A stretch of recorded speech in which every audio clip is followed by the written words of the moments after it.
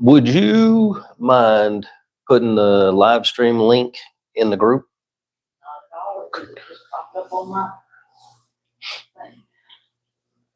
I may have to get another extension cord, plug the phone in.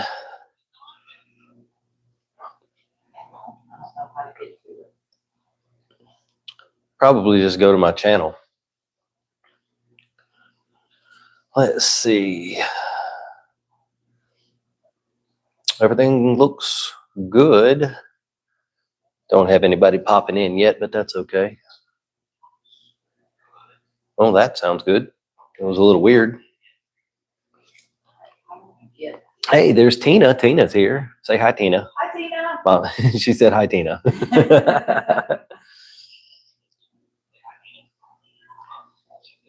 There's about a 10-second or so delay, but that's okay.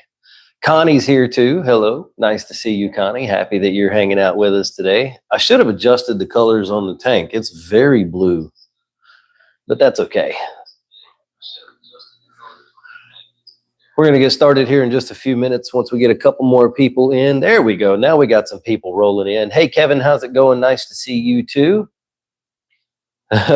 Tina said, I can hear her. Let's see her pretty face. She said, ah. She said, one time. So you got to be watching. Come. This is Mrs. Reef Rookies. Hello. I don't like the camera. You don't like, you can go away. Okay. It's all right. I love you. It's going good, guys. It's been really, something's bugging me about this setup. Hang on. I need to, there we go. It was off by 1/4 of an inch. Now we're good. But things have been really crazy lately. Lots of stuff going on around the, it's still not right. There we go, maybe. Lots of stuff going on around the house, lots of partnerships and things that I've been trying to work through and get all the details sorted out. I don't like that light is in my glasses. Hang on. Let's move this just slightly. And how's that? Well, it's not as bad. So that's a little bit better. But yeah, lots of stuff. Delua is going to be doing some stuff with the tank here soon. Just waiting on him to hear the final details from that. Going to be meeting up with them and a whole bunch of other people at Reef Palooza Orlando next month. So that's cool. So if you guys are going to Wrap Orlando, I will be there in the Sea Cardinal booth with Elliot, hanging out, talking to you guys about different things with the Sea Cardinal tanks that we just released. So that's pretty cool. If you're interested, we have created a Reef Ready line of tanks. And they come with all of the equipment that you need to get started in saltwater aquaria. So pretty neat. The only other thing that you have to purchase is sand, rocks, and test kits. Literally everything else is included. We even found a pretty decent salt, and that's included with the kit too. So when you order one of those kits, you have everything to get started, from the RODI unit, lights, filters, all that stuff. But we're not here to push those products. I just thought I would mention it. What is your name? Oh, the Lego icon. Cool. Nice name. Cool. I'll be there. Yeah. Sea Cardinal booth. Yeah, we like Legos. We're going to be kind of up towards the front, but I don't remember exactly what the booth number is, but they'll have a map and you can find us. Tina said she likes the shirt. Yeah, I figured I already had it on for the day, and I figured that I would just rep Polo Reef a little bit. Everything that's happened with their tank recently has been devastating to the Polo team. So, I mean, if you haven't been keeping up with that, the 17,000 gallon tank early one morning lost about 10,000 gallons of water. And it was literally like the perfect series of events took place for that to happen. And they lost probably half or maybe even 2/3 of the coral and a lot of fish out of their system. Polo Reef is getting hit really hard right now, and it sucks. So I figured I would rep them a little bit and, you know, just put some good vibes out there for the Polo team. Cause it's, I mean, you guys know what it's like when you have a problem in a tank like most of us regular people keep. To lose 10,000 gallons of water and hundreds of thousands of dollars in corals and whatnot is, it's just, that was bad. It's bad. And it's still ongoing. They just posted a video or a picture or something today. One of their big industrial, was it a chiller? One of the chillers, like burn up. It just burn up. And these are not things that you can run down to Harbor Freight and grab one, you know, so they're having a tough time. So anyway, yeah, a little bit of support for Andrew and the team over at Polo. So hello from France. Well, hello from Louisiana. That's pretty cool. People from all over the world. Sam Martinez says, best reef information from this guy. Well, I appreciate that. Thank you so much. I try to break it down into easy to understand concepts, you know, so that it's just takes that barrier to entry that everybody always talks about, that reef tanks are so super complicated. And don't get me wrong, they are complex, but I try to make it easier to understand. And there's still stuff that I'm learning too. So it's crazy. And they emptied the reserve water supply the day before. Yeah. Nick is in from Germany. Very cool. Nice to have you here. Yeah, they did. They usually keep about 10 to 12,000 gallons of premixed salt water on hand, ready to go, just in case something happens. That was one of the things in the perfect storm of events that took place. They had emptied that container the day before to clean it. And so they didn't have all of that salt water, and they weren't able to fill the tank back up very quickly. It took a day and a half or so to make 10,000 gallons of salt water. And yeah, it was just bad. Sky says, hey, with the new Dano Plus, do I need to X 1.4 or add 40 to whatever I'm checking for PAR? So hang on, I'll be right back. There are 3 models of the Dano Plus PAR meters, and I happen to have 2 of them here, so I can show you what we're talking about. Let's see. Yeah. So the very first model of the Dano Plus that I tested, there was no green dot on the box, right? So I tested the PAR meter. We found some results. It needed the corrective factor. It wasn't just me. Several other people tested it and came to the same conclusion. And the correction factor was a little bit different. It was some people got 1.4. I got 1.7. A few other people got 1.7 as well. So that's kind of what we went with. Now, then they sort of fixed that.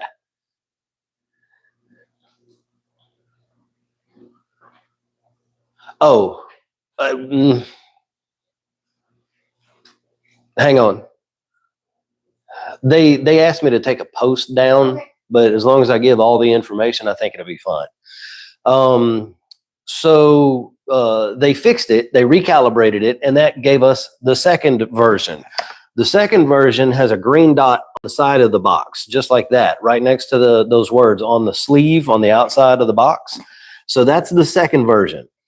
It had a better calibration, and it needed 40 added to the number to give you a result closer to the Apogee MQ510.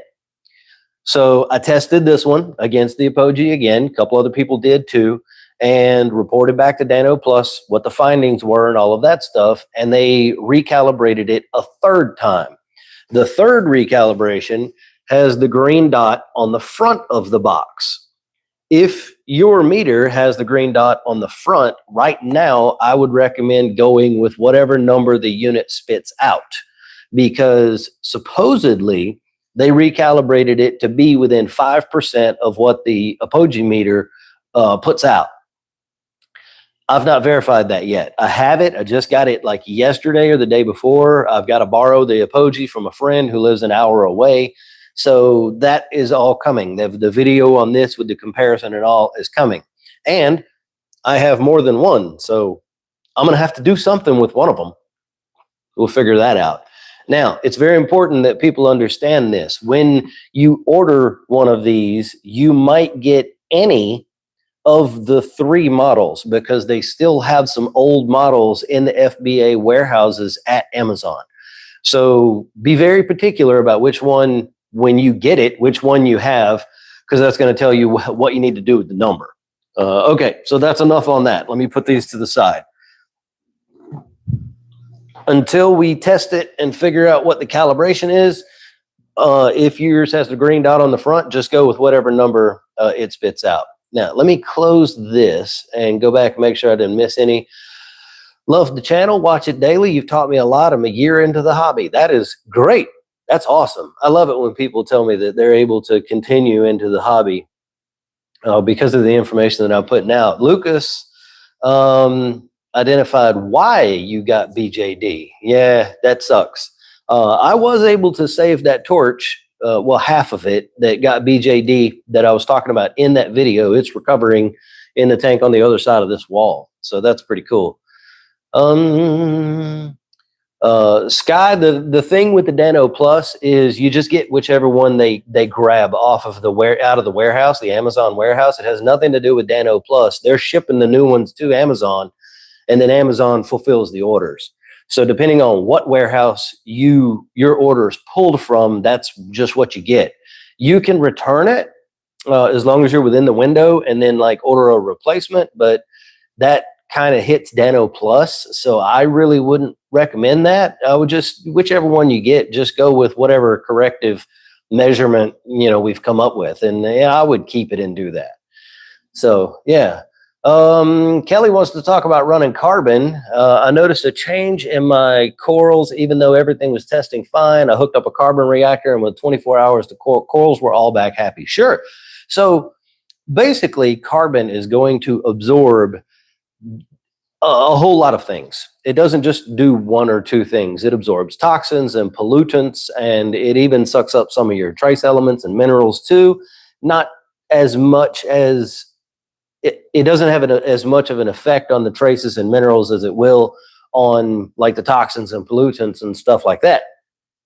But there's a chance that you had something going on in your tank. There might have been some coral warfare going on, especially if you have leathers in there. If you have like toadstools and other leathers. It's been a while since I live streamed you guys, like 6 or 8 months. So tongue-tied. But if any of those situations were going on, and that was kind of suppressing the corals, making them look a little bad and a little pissed off, I have it going on right now. You can't see it from here, but I've got some upset LPS back here because over in this corner that you also can't see, we'll do a tank tour in a little while. I've got a brand new Australian torch, and these I think are endo torches. And when I put it in the tank, it slimed like crazy. So it put all that in the water. That kind of went onto the other corals. They weren't very happy about it, so they're kind of mad. I don't know why YouTube does this light thing. It will not let me lock the exposure. So it keeps changing. If I put my hand up like this and then take it down, it'll just change stuff. But yeah, so probably you had something in there that was the corals were not too happy about, and you put the carbon began removing it, and now the corals are happy. It is one of the good things about carbon.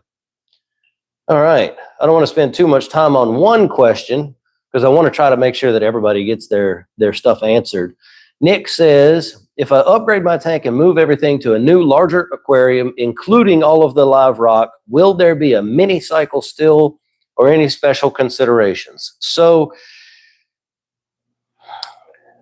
that's a bit of an in-depth topic, but yes, you should expect to see something like a mini cycle. That often happens when we upgrade tanks, we move things, we disrupt the ecosystem, especially if you have sand.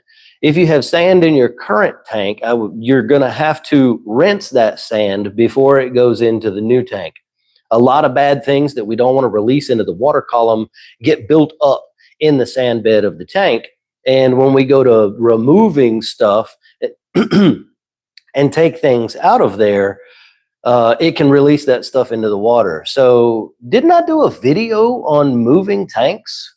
Maybe. How Will can see it. I'm pretty sure I've done almost 200 videos at this point, you guys. So it's getting a little fuzzy on what I have done. Nick, if you're in the Facebook group, and I think that you are, in the featured section of the Facebook group, there is a post that has several articles that I wrote in it. And inside one of those articles, I think it's the one all the way at the bottom, is oh, thank you, baby. I had a cup down there. Oh, I didn't see it. That's okay. Sorry, you look thirsty. Yeah, I'm a little thirsty, yeah. Inside all of that, that featured area, inside that post with all of the articles, there is one about moving tanks. So there's more information there. And I'm pretty darn sure I did a video on it here recently, I think. If I didn't do it, I must have dreamed it. But yeah. Kelly, could it be chemical warfare or something else? Yeah, we talked about that a little bit. Kumar. Kumar said, huh? Kumar says, do you have any suggestions for a cool tattoo related to reef tanks? Jellyfish. Yeah, my wife is going to be getting like a full shoulder all the way down sort of sleeve kind of thing with a jellyfish, which I think that's really cool. One of the things that I want to do, hang on this arm, because I've got lots of space on this arm. These are koi fish, which is really hard for you to see. That's a really old tattoo. But what I want to do is from my hand, first row of knuckles here all the way up is going to be like a coral reef sort of scene. That's what's going to happen there. And then, yeah, lots of other tattoos, but you know, something like a mantis shrimp, because they're so pretty, so many colors, that would make an awesome kind of a reef keeping tattoo. Or if you've got like a really unique set of clownfish, like you got some designer clowns or something, just get a realism tattoo done of those guys somewhere. Player said, I would use it in addition to a watt meter, and you can get reasonably close. For most medium to small tanks, it'll be close to a watt a gallon, or a little less for blade type lights. So are you comparing PAR with wattage? Interesting. Heather's Plant said, hi, well, hello back. Is it common for alkalinity to be a little lower in a new tank, says Joel? Yeah, it can be, because it doesn't always happen that way, but it can, especially if you use dry rock to set your tank up with, and all the bacterial, microbial things that are happening at that time, they can use up a little bit of the alkalinity in the tank to establish the nitrogen cycle and keep it going to get through the ugly phase and all that stuff. So yeah, it's definitely possible. And it's one of the reasons why, excuse me, we just had lunch, I'm sorry. It's one of the reasons why people recommend doing a big water change after the nitrogen cycle before you start putting animals in the tank, especially corals. And I know that sounds contradictory, because I've made a video saying you can put corals in from day one, and you can, but it depends on the scenario.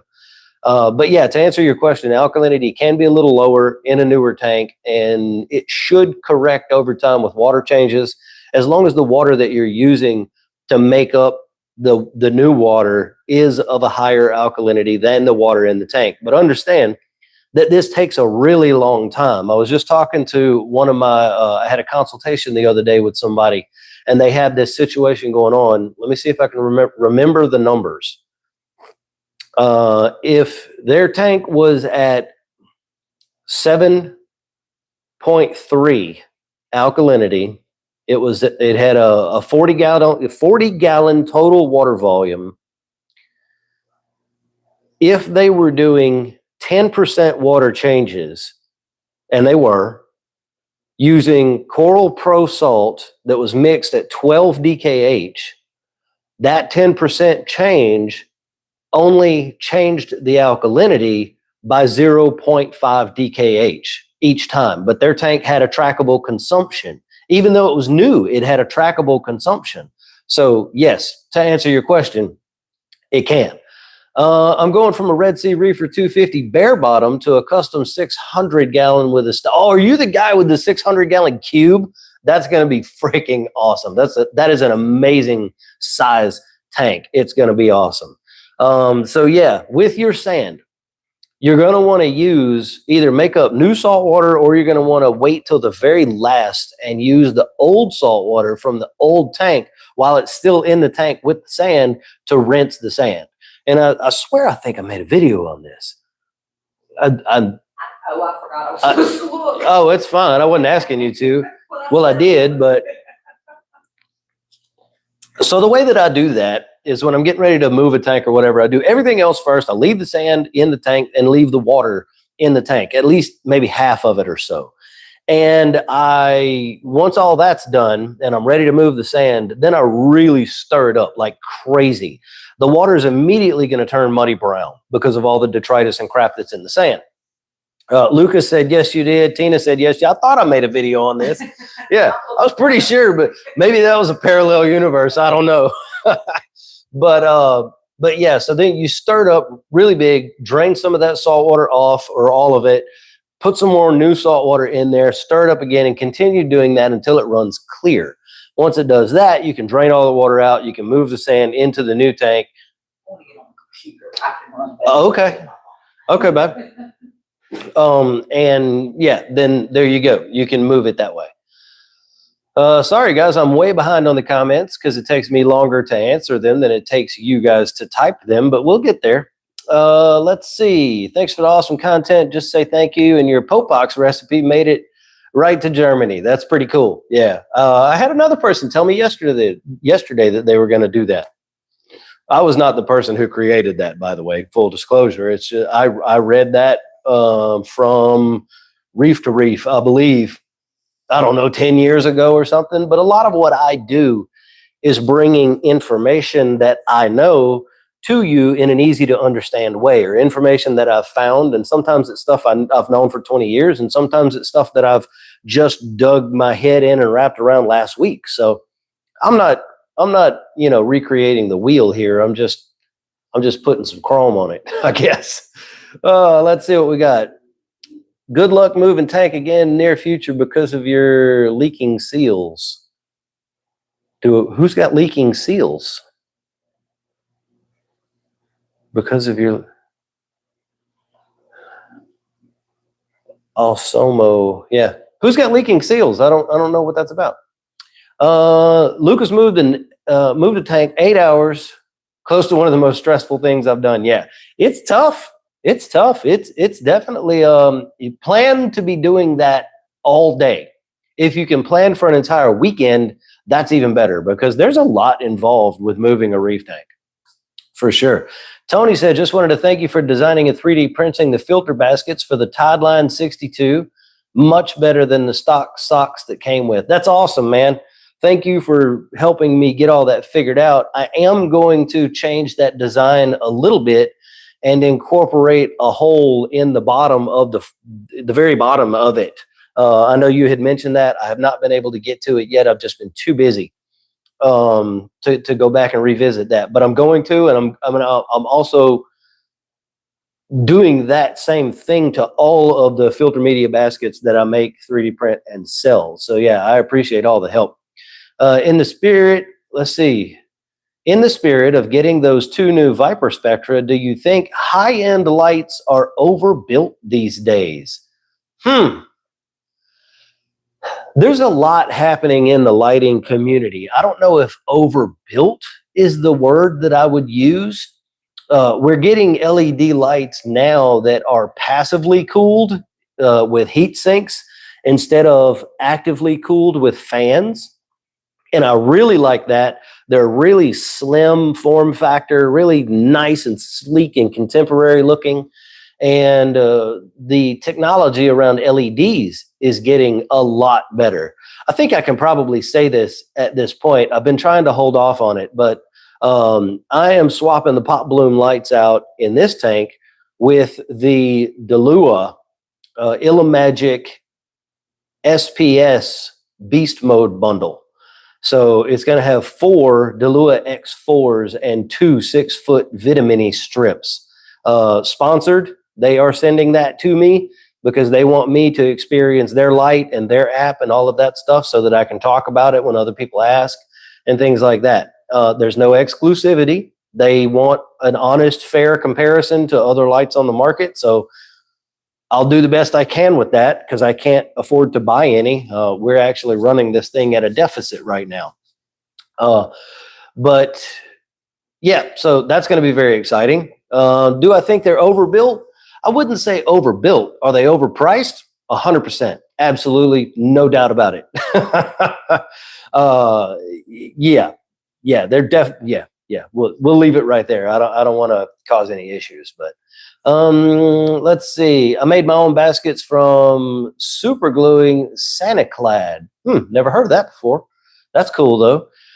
So IM SR60 aquarium, 10 millimeter glass, 3 foot, 1816. What would you run 2 MP10s or 2 MP40s? I would do 10s, 2 MP40, unless it's an Acropora only display. I'd probably run 3 MP10s if I'm being honest with you. And honestly, MP Ecotech MP series pumps are very expensive.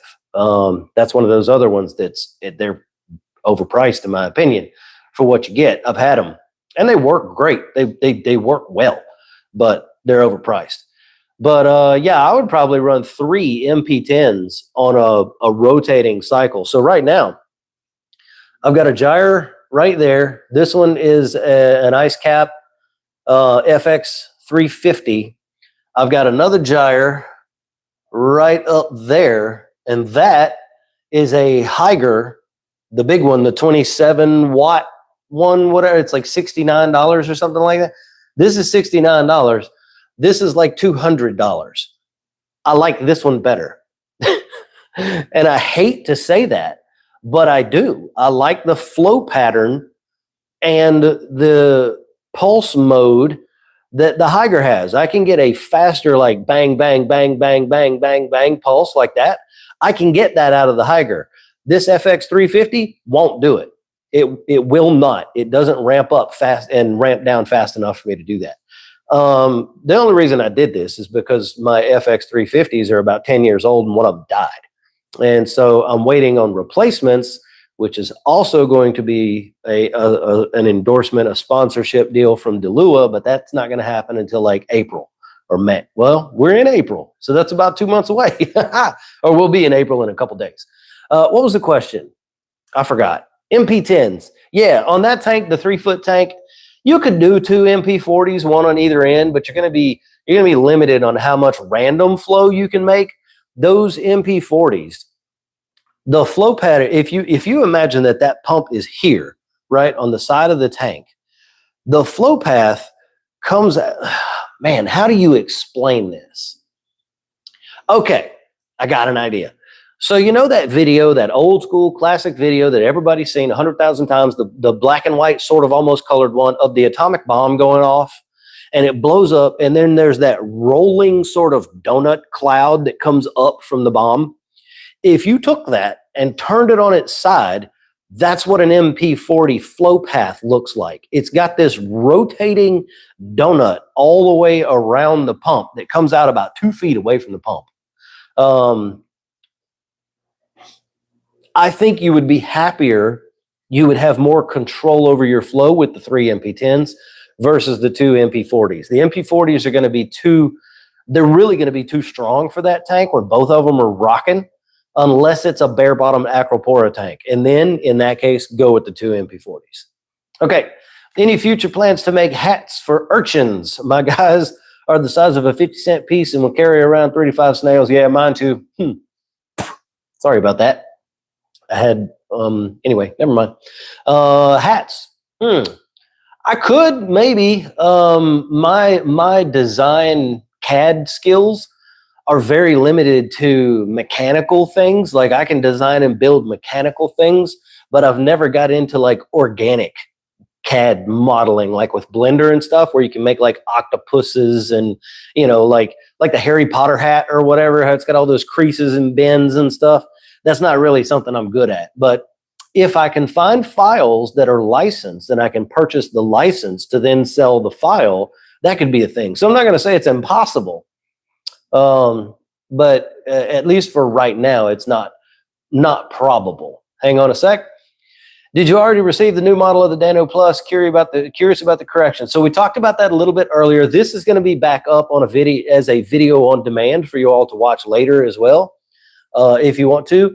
But yes, I got it, but I haven't done any of the work to check it out yet. I got to get the apogee from a friend, and he's an hour away, so it's coming. We just haven't got there yet. Back to carbon. How often should I run carbon? I know it can eventually cause issues with tangs. So the issue with carbon and tangs is the carbon dust. It's not necessarily the running of the carbon itself. It's that the dust gets released into the aquarium, it gets stuck in the slime coat and under the scales of the fish and begins to cause head and lateral line erosion. You can totally run carbon in a tank with tangs and never have that problem. You can also experience that problem. So what I would say is you really want to run a super clean kind of carbon if you find that your tank needs it. All tanks don't need carbon. I don't run carbon in my tank unless I have a problem or for some reason I suspect that I should be, like my corals are kind of pissed and I can't figure out any other reason why. Then I go ahead and put some carbon in my reactor, turn it on, let it do its thing for a couple of weeks, see how things go. Some people run carbon all the time, and it totally depends on your tank. If you have animals in the tank that are toxic, especially if you have them where if they die, they're toxic, like what's the one I'm thinking of? A sea hare, right? Or a box, the box fish. What's the little yellow dude? They're so cute when they're little, but they're ugly when they're big. I think they're just called a box fish, not cowfish, box cowfish. If they have those have toxins, so you may want to run carbon all the time if you have those in like leathers and stuff, leather corals. But you can get the ROX type of carbon. It's ROX 0.8. You can get that. Hang on one second. Hey. Oh, never mind. Coming back around. You can get it from BRS. I think they also sell it on Amazon. Not Amazon. BRS has their brand on Amazon. And it's called ROX 0.8 carbon. It's a lot less dust than the other kinds. And you can also put a post filter on your carbon reactor, like a really low micron post filter to catch any fines that come out. When I run carbon, I run it through my reactor and I run the outflow into my filter socks. And it has to go through my filter socks and through my skimmer and through a low flow refugium section where things sink to the bottom that I clean out every now and then it goes into the return pump and then back into the tank. So there's ways to do it where you can make sure you get all that stuff out of there. And good clean carbon doesn't ever put it in there in the first place. I want to set up a species tank for royal grommas. How big of a tank do I need for a small group? I'm like a 40 breeder. If you're going to do just a group of grommas, that would be fine. If you do that, you might end up with some breeding if you get it just right. I bought a 90-gallon fully stocked, moved it an hour away. Guy said it should all fit in my SUV. It did in 4 trips. Hey, God, that's a rough one. Reef Keeper's breaking down an 8-year-old Red Sea 520 from failing silicone. So I guess I have the leaky seals. Yeah. What's going on? Hey, Reef Keeper. Nice to see you. Been a while since we chatted. My old channel was Myers Reef. Yeah, it has been a while. I think Susie's home. Okay. Yeah. Yeah. Please, thanks. I would recommend new sand. I'm moving livestock into a bigger tank. Plan on doing. That's a great plan. If you want to do that, you want to just go with new sand in the new tank and the old rocks. I don't know if I completely answered that question for that other person. Yeah, the tank might mini cycle, so keep tabs on your ammonia. Make sure you have things to take care of that. I know everyone's tank is different, and with the Triton subscription, do you find yourself dosing besides that? So no. In fact, Triton just added the second bottle to their subscription thing. So now there's 2 bottles that you can get of elements. There's 1 bottle of a whole bunch of stuff and another bottle of a whole bunch of other stuff. And those 2 bottles cannot be combined. So that's why they had the 2 bottles now. So at this point, this tank doesn't need calcium, alkalinity, and magnesium supplementation. It's not falling fast enough or trackable enough for me to replenish it. But we're getting close. It's probably going to start doing that real soon. So I think that I'm probably going to go with the Triton Core 7 dosing supplements. I'll have to get a 4-head doser because I think it's a 4-part series, and that's going to play with the trace elements a little bit because some of the traces are in that too.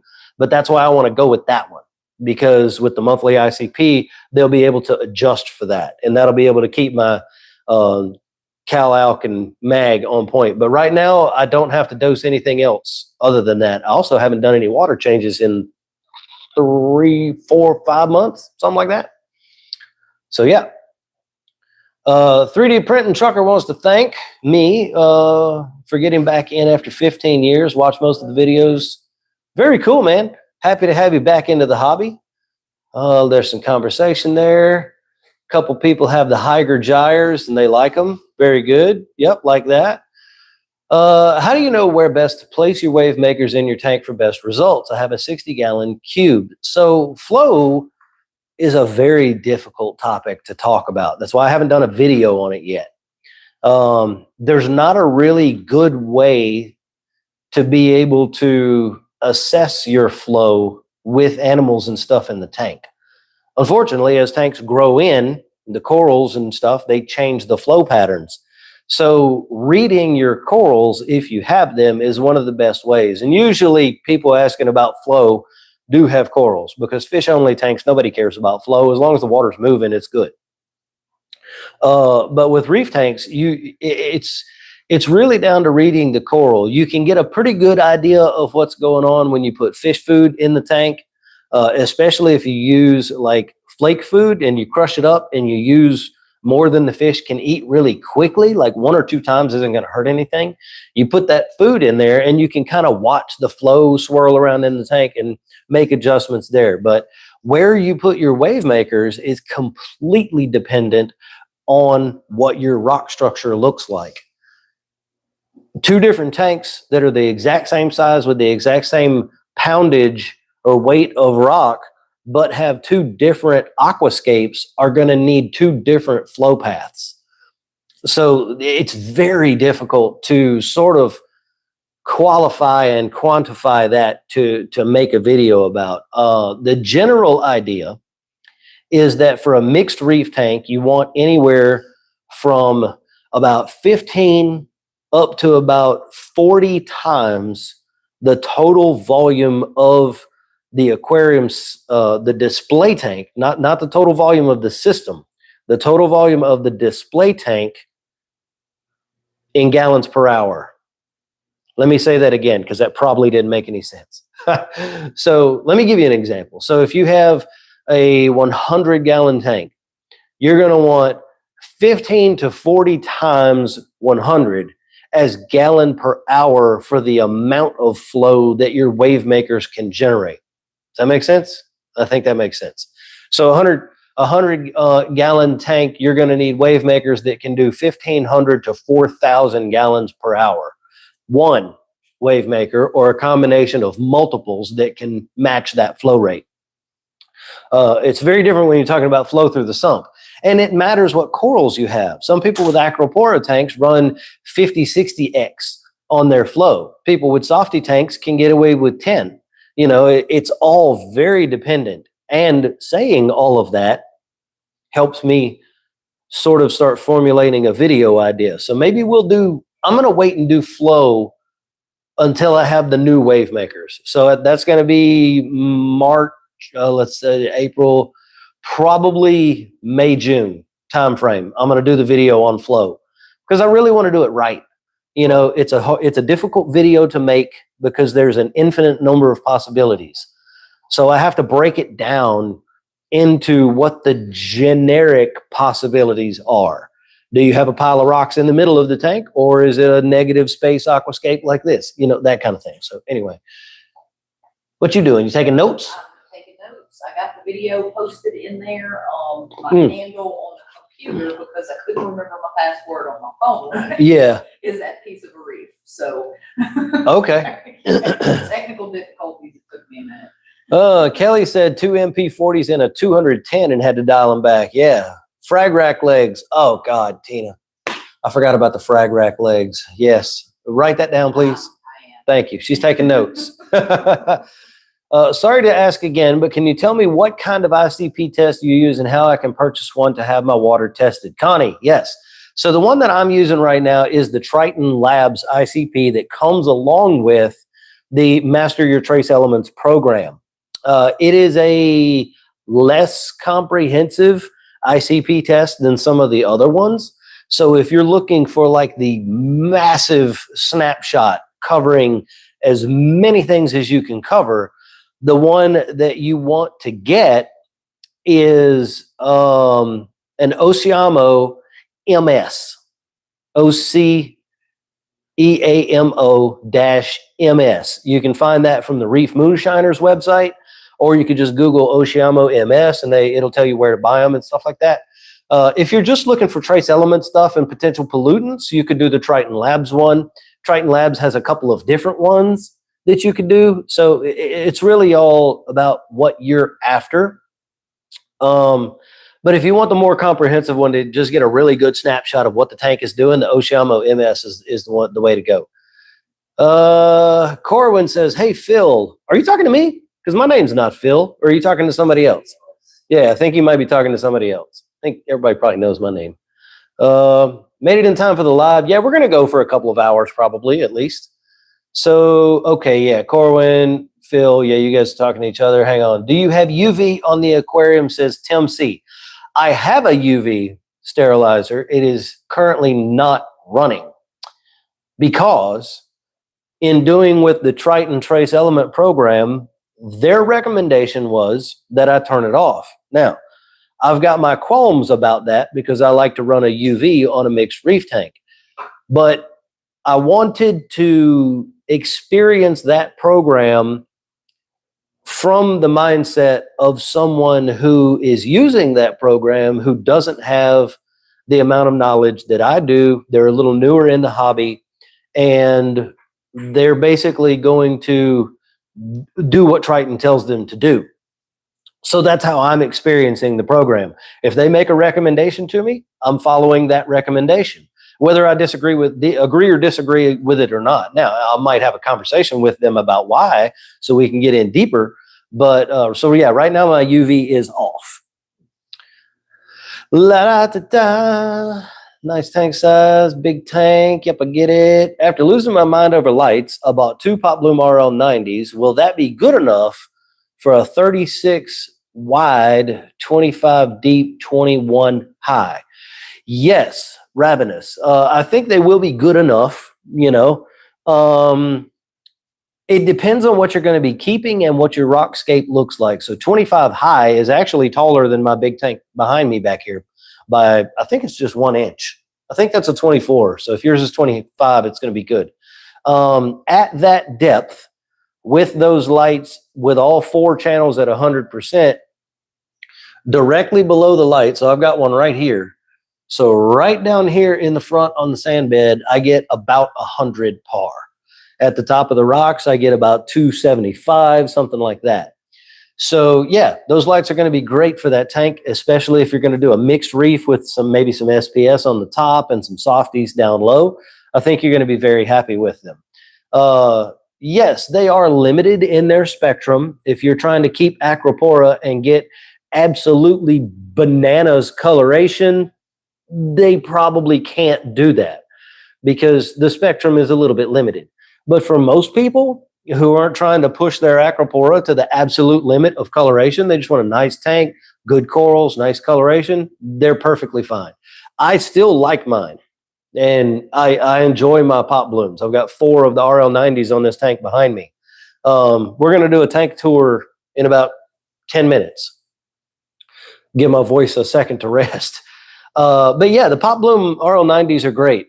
If somebody has a little bit of a deeper tank, they have an RL115 that's got a little more punch, a little more power. It averages about 50 more PAR in the entire range than the RL90s. Oh, Reef Keeper, you're Phil. Gotcha. Yeah, I think I knew that. But man, at this point, it's so hard to keep up with it with everybody. Thanks for the help on Facebook. You're welcome. What is your opinion on ozone use? Oh boy. Yeah, that one. So here's the thing with ozone. Let me see how I want to make this statement. Ozone's very dangerous to start with. Let's just start there. Ozone is one of the most powerful oxidizers that we have. And what does an oxidizer do? It breaks things down, right? So everything that the ozone touches has to be rated for ozone, or it's just going to tear it apart. You know, the normal clear whoa, somebody sent a $50 super chat. Oh, that's Reefability. Very cool to see you in here. Thank you so much. I was waiting for somebody to ask about the app, and we were going to talk about the Reefability app a little bit. So that's very cool that you did that. I really appreciate that. Thank you so much. If you have a question, I'll see it in a minute. But I just got, all I get is a little button down at the bottom right now. So we're going to get there in just a second. But let me get back to ozone. You know the little clear, flexible airline tubing that everybody is familiar with aquariums or whatever? Let's just say that airline tubing, you might have that stuff for 15 years, even in the exposure of your aquarium lights, before it begins to get brittle and crack and break. If you run ozone through that airline, you will have it for about 10 days. It's that corrosive. It will make that line brittle and discolor and begin leaking super fast. It's incredibly corrosive. What is the word that I'm looking for here? I can't get the word out of my head. It's in here. It's not coming out here. Anyway, it's very dangerous. If you breathe ozone in, it can damage your lungs. So there's a lot of stuff to go along with this. If you're going to consider ozone, let me rephrase. The type of reef keeper who should consider ozone for their aquarium, number one, has no issue with the expense. If you were trying to DIY your ozone or keep it on the cheap, ozone's not for you. You shouldn't even consider using it, in my opinion, unless you can buy the best ozone equipment available. Along with that, you should also already be at the top of your reef keeping game. Ozone is very good for super clear water. It's very good for literally the way that it works is anything that comes, any organic material that comes into contact with the ozone, which is 3 oxygens, it literally, this needs to be a video. Right now, yeah, if you don't mind, thank you. So very quickly, O2, oxygen, we breathe it. Ozone is O3. So there's 2 oxygens and a third one that doesn't know where it wants to be. So it's bouncing around between the O2 and the O3. It's a very unstable molecule. So anything that it comes in contact with, it rips it apart. So when you're injecting ozone into your aquarium, it's destroying all of the dissolved organics. They're being filtered out because they're smaller particles and all of that good stuff. So that's why people like it. It's really good for tanks that have a very deep depth of field. So like if you have a peninsula tank, like an 8 or a 10 or 12 foot long peninsula tank with an end view coming from the end all the way down the length of the tank, that tank is going to look murky from the end. So ozone can fix that. So you need to not care about how much money it's going to cost. And there's recurring costs because you have to replace equipment on a regular basis to make sure that it's working properly.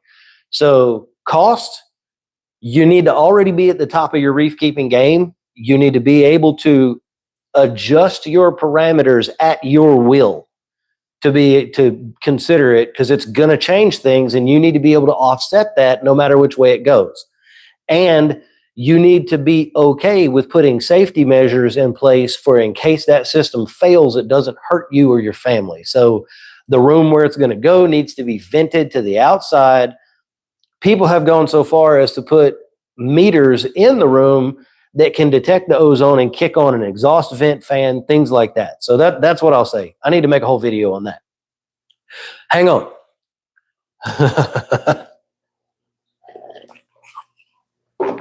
Okay, I'm battling high phosphate in a nano tank and can't seem to get it to at least 0.15 from the current level of 0.42. Any suggestion, says Jose. So a nano tank, I'm going to assume that you don't have a really high powerful skimmer on there because it is a nano. So probably what I would do is use Rowaphos, ROWAPHOS,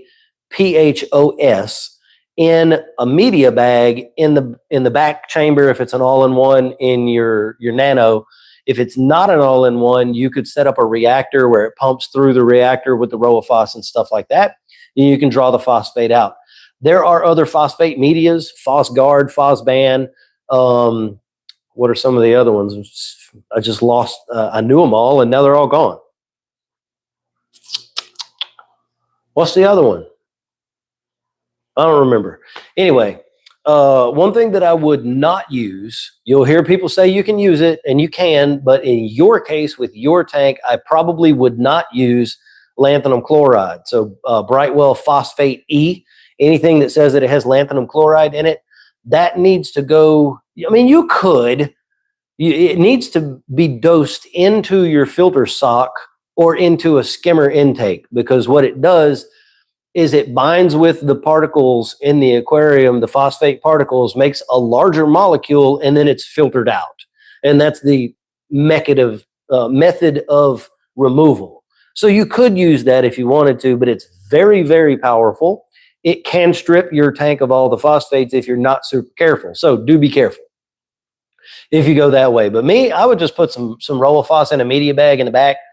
Even if it's not an all-in-one, you can hang it in the tank if you wanted to, but I think a reactor might look better. You can mount it on the wall, have a little pump, little, thing, look good. Fun question, says BJS Reefer. What are some things about reef keeping safety do you think your firefighting background taught you that you wish rookies would remember to keep in mind? Holy crap. That is a good, that's fun question. That might be a good video. Yeah, maybe. I would think the first thing that pops into my mind is all of your where everything plugs in and the right kind of plugs and all of that. That's a good one. So that's a very good one. Yeah, my wife actually had a great idea.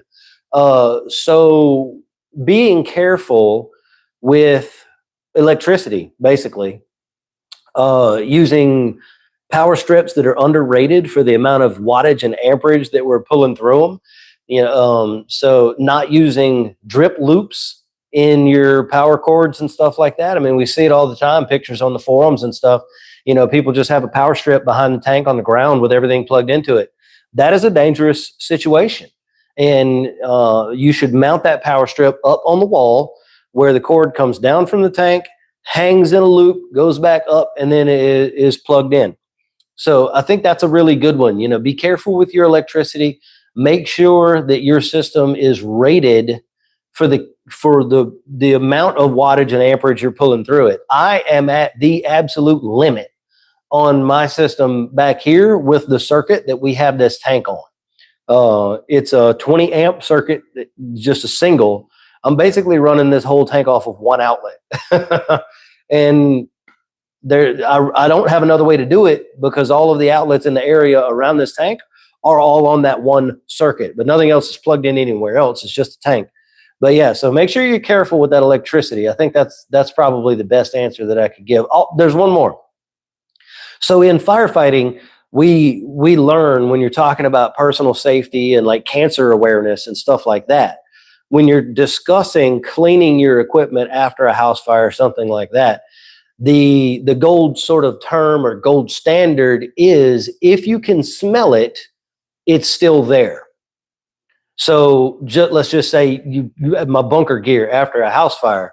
You scrub it down, you clean it, you run it through the wash, you do everything. When you get it out, if it still smells like smoke, there's still unburned particles of combustion in that gear and you need to clean it again. And the same thing applies with reef keeping. If you get up in the morning and you put perfume or cologne on, you put lotion on, you take a bath with scented soaps and things like that, that afternoon when you get home and you go to get into your reef tank, if you can still smell that, it's still on you and you need to get it off. So I wash my arms all the way up to my shoulders with original Blue Dawn soap before I put my hands in the tank, which I absolutely hate, by the way. I don't like how it feels. I don't like putting my hands in my tank, even with gloves. Actually, gloves, shoulder gloves, that's a million times worse than just putting my hands in the tank and getting wet, especially if I get water that runs down the inside of the glove. So it's just like one little stream of water that runs down my arm. It drives me crazy. I hate the way it feels. So anyway, there's that. Can you get crazy colors with the Viper Spectra light? You can get good colors. Viper Spectra lights work very well to grow corals. If you're going to get lights where you want the absolute best coloration from your corals, the Radion series is really hard to beat. The colors that people get out of corals under the Radion lights is insane. There's a knockoff version of that, and I don't know if they're exactly the same component for component or not. Some people have said they are. Some people have said they're not. But they're called A8, like Apple, the number 8, SE, Sam Elliott. You can look those up, find them. They're a fraction of the cost of the Radions. I'd love to get one and just play with it. But yeah, the Viper Spectras will grow corals like absolutely crazy. They're PAR cannons, you know. 12 inches below the light at 100% is like 800 PAR. It's something ridiculous like that. They're very strong. And you can get great colors. Don't get me wrong. But if coloration is the thing that you're after, there are better choices than the Viper Spectras. Reefability app says the reefing community is lucky to have you. Keep it up. Well, I really appreciate that. Thank you very much. And if any of you guys are looking for an app to help you become a better reef keeper, and anyway, if you're looking for an app to become a better reef keeper, the Reefability app is built by professionals and longtime hobbyists. It's not just some company that said they were going to build an app for the reef keeping community and they went out and did that. No, that's not the situation. These are people who are passionate hobbyists who are also very versed in app building, apparently. One of the people who is a co-designer, one of the people involved in the project with the Reefability app is a college level biology professor. So that's very cool. And he's a reef keeper and all of that. They do have AI built into the Reefability app that will help you assess your tank and your parameters and tell you what to do to your tank and make suggestions to you. And that AI that's in there has been vetted by very serious hobbyists and professionals in the industry. So it's not like ChatGPT telling you that your alkalinity is going to crash if you change your media, which I have seen it say that. It is vetted to give you responses that would come from a professional or a very experienced hobbyist. So it's pretty cool. I like it a lot. I should use it more myself. I don't because I just don't. I have a lot going on and punching stuff into a phone. Can you bring me that spray stuff I have in there? More 3D printing, says Reef Bliss. Yes. Well, we're working on that. Unfortunately, I am my only CAD designer. And recently we reached out to a bunch of lighting companies to see if we could get engineering diagrams, and only one, NICREW, was willing to give me their diagrams so I could have accurate measurements of the outside of their lights. I even told them I didn't want any of the specifications or none of the parts on the inside. I don't want none of that. But NICREW was the only company that was willing to do that. I have a problem. People think this is all fun and games and easy. content creating has actually screwed up my throat because I talk so much. So I have this stuff that I have to use. It's just like lemon. Actually, it tastes pretty good. Like lemon lime. So like Sprite without the bite. Why is it so spicy? Yeah, it's not spicy. Anyway, do you quarantine your fish? The reason I run UV all the time is because I never seem to be able to keep ick out of a system. It's very good for that. UV is good to help you manage ick. It only affects the free swimming stage of the pathogen, but it is very good with that if you have the flow and all of that stuff correct. I do quarantine my fish. I try to. Sometimes I don't. But the next couple of fish that I'm going to be adding to this tank potentially are going to be expensive fish. And yes, I'm going to quarantine them. And I do recommend that everybody always quarantine everything that goes into your tank. Fish, corals, invertebrates, and all that, because they can all bring something in. Is it going to happen every time? No. It might not happen for 100 times. But it only takes one time for something to come into the tank with Brooklinella and kill $3,000 in fish. So it's an abundance of caution situation. You know what I mean? By the way, if anybody's here and you don't know who I am and you're finding this pretty interesting, my name is Logan. I run Reef Rookies. I am supporting Polo Reef merch today because of all the stuff that's been happening at Polo Reef. They had a huge tank malfunction in a 17,000 gallon display. But anyway, if you're not subscribed to the channel, go ahead and subscribe. If you guys would hit the like button, that would be amazing. This is going to be up on video on demand for later. So if you missed the first hour, you can go back and catch that and see what we all talked about. That's enough of that. Let's keep on moving forward. Chemipure would work for a nano. Chemipure would, it probably would. Yeah, that's another one of those. That's probably the one I was trying to think of, actually. Now, there's two types. There's Chemipure Blue and Chemipure Elite. And I believe Elite is the one that has GFO in it, which is going to help with the phosphates better.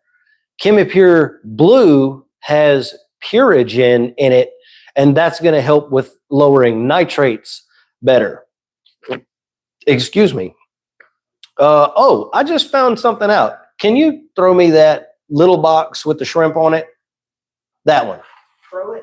Yeah. Trust me. Yeah. Okay. So this Tropic Marin Nitrobiotic, I bought it because if I show you right quick, my sea cardinal tank right there, see all that stringy stuff? That's Ostreopsis dinoflagellates.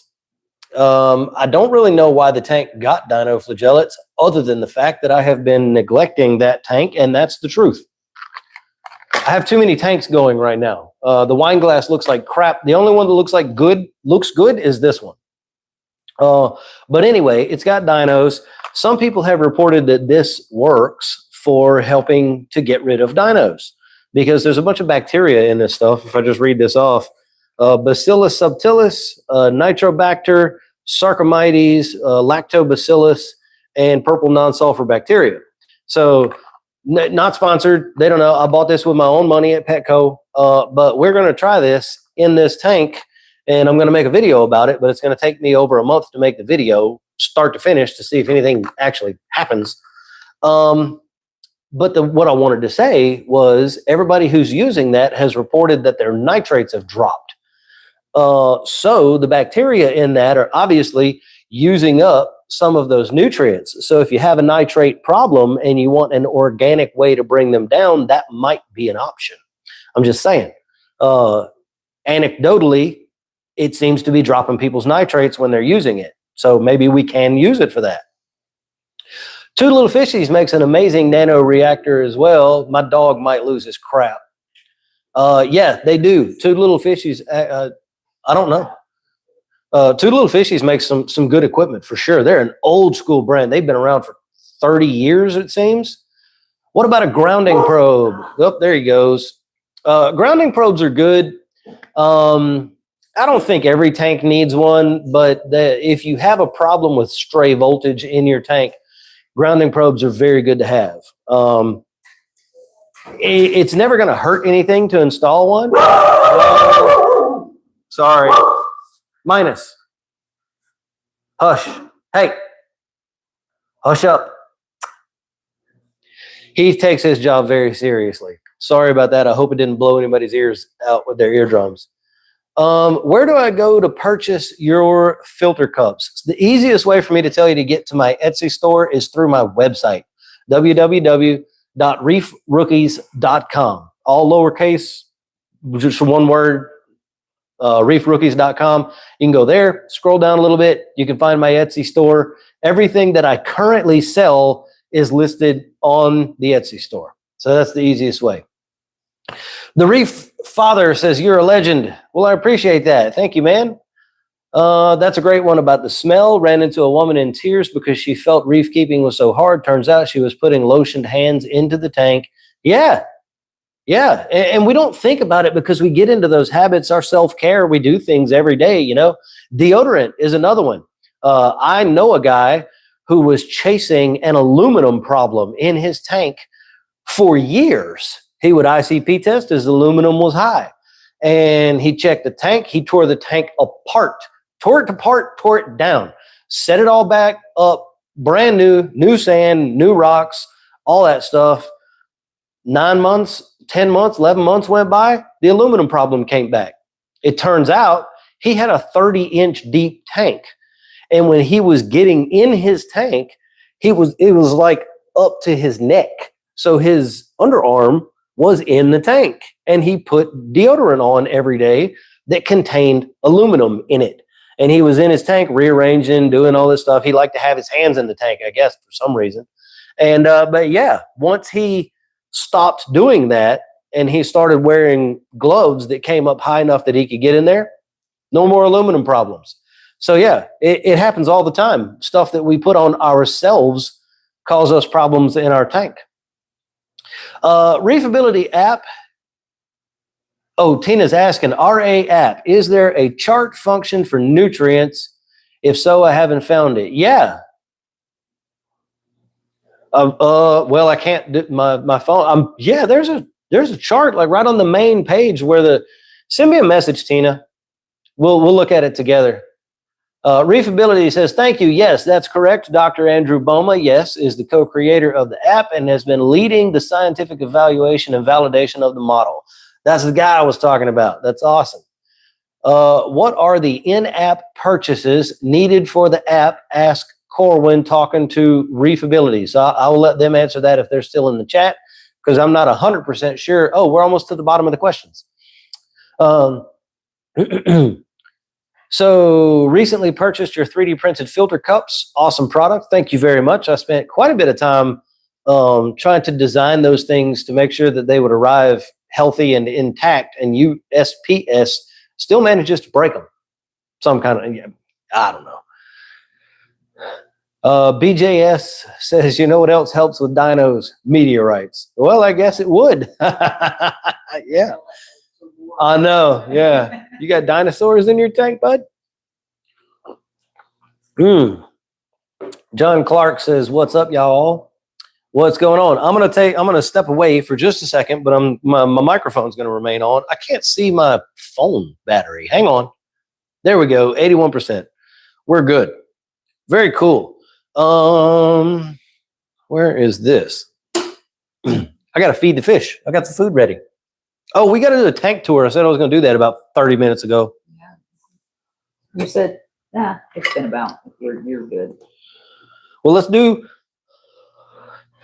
the tank tour. One more question in there. Oh, okay. One more question. Bernie says, my magnesium is 1520. Should I bring it down? Or is it on to, I think he meant okay to be that high. 1520 is fine. Especially if you have a bunch of LPS. I want my tank to be running at 1500 personally because Euphilia and Fimbriophilia, like torches, hammers, frog spawns, splatters, even Duncans, they like high magnesium. And it has been shown, at least a little bit anecdotally, that higher magnesium concentrations that's a big emphasis on may, but it may help keep nuisance algae down a bit. But yeah, no, 1500, no, I wouldn't worry about it at all. I like 1500. I have to use a lot of media to get it up there. And my magnesium is probably actually getting a little low. My tank uses it up faster than the other ones. We have been using Aquaforest Life Source and nitrate at 0 now. Discontinue the use of the Life Source for sure. And hey, Reef Bliss, I actually talked about that a little while ago. We'll talk about it again. What was I talking about? Aquaforest Life Source. Yeah, discontinue the use of that, and you may want to begin dosing for nitrates to make sure that they are non-zero. You can either do that with a commercial product. Brightwell makes a good one called Neo Nitro, or you can make your own from food grade potassium nitrate. I have a video on my channel about DIY things to save you money. It's back a ways. It's about a dozen videos or so ago on my feed. But if you go and you watch that video, there's information in there about DIYing all of the major supplements: phosphate, nitrate, calcium, magnesium, alkalinity, with and without an associated rise in pH. So you can check all that out if you want to.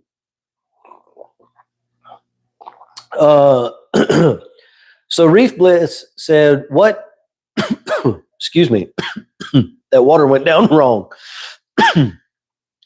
What X are we turning over our mixed reef tanks at these days? 20, 30, 40, 50? It really depends on the tank. If you have an SPS heavy tank, lean to the higher side, but that old sort of 20 to 50 range is still generally considered the place to be, somewhere within there. Softies and LPS down on the lower end, SPS in the middle to high, and Acropora more on the high side. Mixed reefs are the difficult thing because we have all of that stuff in there. So in the tank, you need to have zones of flow that are better for the types of corals that you want to keep in those zones. So like in my tank, up here is going to be all Acropora on the top. So my gyres and my new pumps that I'm going to be getting are going to go at the top, and they're going to generate most of the flow up there. And then down here where my softies and my LPS and stuff like that are, I'm going to have to try to cut the flow down in those areas. So I'm going to have a lot of fiddling around with flow to do on my tank. But I'm changing from 2 gyre style pumps to either 4 or maybe even 6 pod pumps. So I'll have either 2 or 4 more sources of flow from different directions rather than just the 2 from the side. All right. Well, the comments had slowed down, but now we're going back again. One more, then tank. Okay. My wife says one more and then tank tour.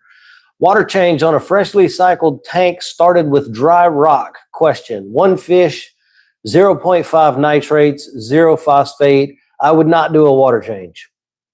No, because any nutrients that are in there, it's going to go ahead and take, well, it depends on the percent of the water change, but no, I wouldn't. I would just let that tank cruise for a while, see if you can get those numbers to come up a little bit before you start doing your weekly water changes.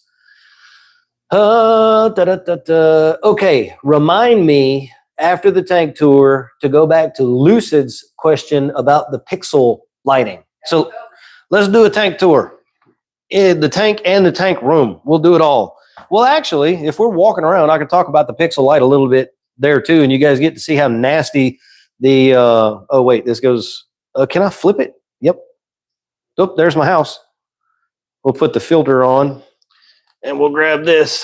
So let's talk about that real quick. So here's the wine glass. It looks absolutely terrible on the outside, but the corals look great. That's a bird's nest that's stretching almost all the way across that thing, but I really need to clean it. But that's the pixel light. I've had that thing now for what, over a year? At least. And it just works. They work great. They are one of the only manufacturers that have a lifetime warranty on the lenses and the lens cover and all that. It's a beautiful spectrum. It's not too blue and not too white or anything without the filter. So yeah, I really, really, really like the pixels. And in fact, DeLua is sending me 2 of the planted tank pixels to put on my Refugium. And I don't know if you guys have ever really even seen this. This is our beta fish. He's a crown beta, and yeah, he's kind of old. He was a rescue. He was in real bad shape when we got him. But this is our little planted freshwater QT tank with starfish in it to feed the harlequin that's in here. He's right there. He's very happy, but the glass is terrible. Anyway, tank tour. Okay. So this is what it look. I wonder if it'll look better without the filter. Not really. That's fine. Some of the corals are actually doing really well. Well, actually, all the corals are doing really well. This is a brand new one. This just came in from Tara Reef. This is an Australian gold torch. So I'm really happy about that one. These are from Tara Reef as well. Big sailfin. He has a little spot of HLLE on his side. I don't know when that happened. I just noticed it a couple days ago, but it's fine. That's a Walt Disney. Could be colored up more for sure. Big frilly acro from Terra. Some of these I've had for quite a while. That's a Garf bonsai. Can I zoom? I can. So all of my acros are starting to crown out like that, except for the brand new ones. That one just came in from Terra. This one I've had for a while. And the colors, actually, those colors are pretty close. But this one too, starting to really look good and go out, just go crazy. This one here, this stylo just came in from Terra. It's hard to get a coloration on that thing from the phone. Oh, we're still zoomed in. There we go. Let's fix this. There. So my big rock flower, one of my other rock flowers decided to walk around the backside of that rock there. That's never good. And the colors look a little washed out because I don't have the lights set correctly to use the double stacked orange filter, but it's not bad. It's pretty close. Huge Aptasia. Yeah, I wasn't going to talk about that, but there it is. But yeah, what is this? King Kong mushrooms. Holy Grail torch. Got some St. Thomas, some regular Discosoma. These are my stratospheres, and they've been pissed off for months. I don't know what's going on with them. That's a Project X Fungia back there. This is actually a coral that's a little bit dangerous for most people. I don't know if you can see that. Yeah, you can see it. There you go. That thing will sting the crap out of anything in its vicinity, which this plate coral is dangerously close. I need to move one or the other. And I don't know what this fish is. It's a damsel, obviously, of some kind. I got 3 of these from a friend.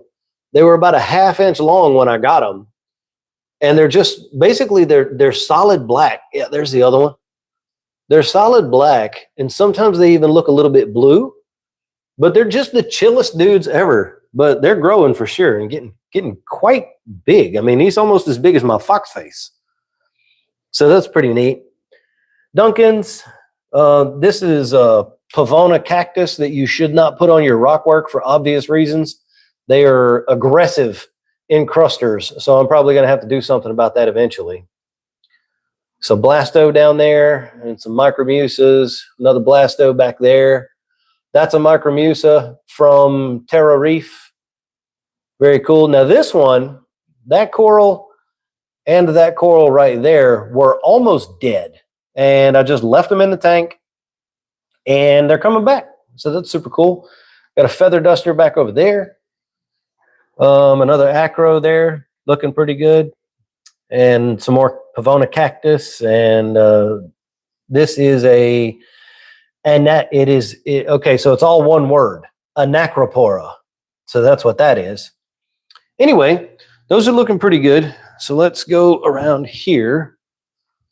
And yeah, this is looking absolutely terrible. There's a firefish in here and a pistol shrimp and a little watchman goby that lives right down there under that thing. But this is bad. This is bad, and I'm embarrassed. But you know what? I don't hide my failures. So if we go into the fish room, this is back there. This is what we've got going on. If you've never seen this, this is all of the filtration for the big tank. It's all connected together. There's the UV I was talking about earlier that's not running. I just got the second Triton bottle situation set up this morning. So those are the two Triton trace element bottles. This is my carbon reactor that I was talking about. So yeah, anyway, at some point, this wall is going to have 18 tanks on it, and we're going to breed cardinal fish, but we're not there yet. This is the torch that had BJD. It flopped over in the sand bed apparently, so I need to fix that. But those are the two heads that I lost.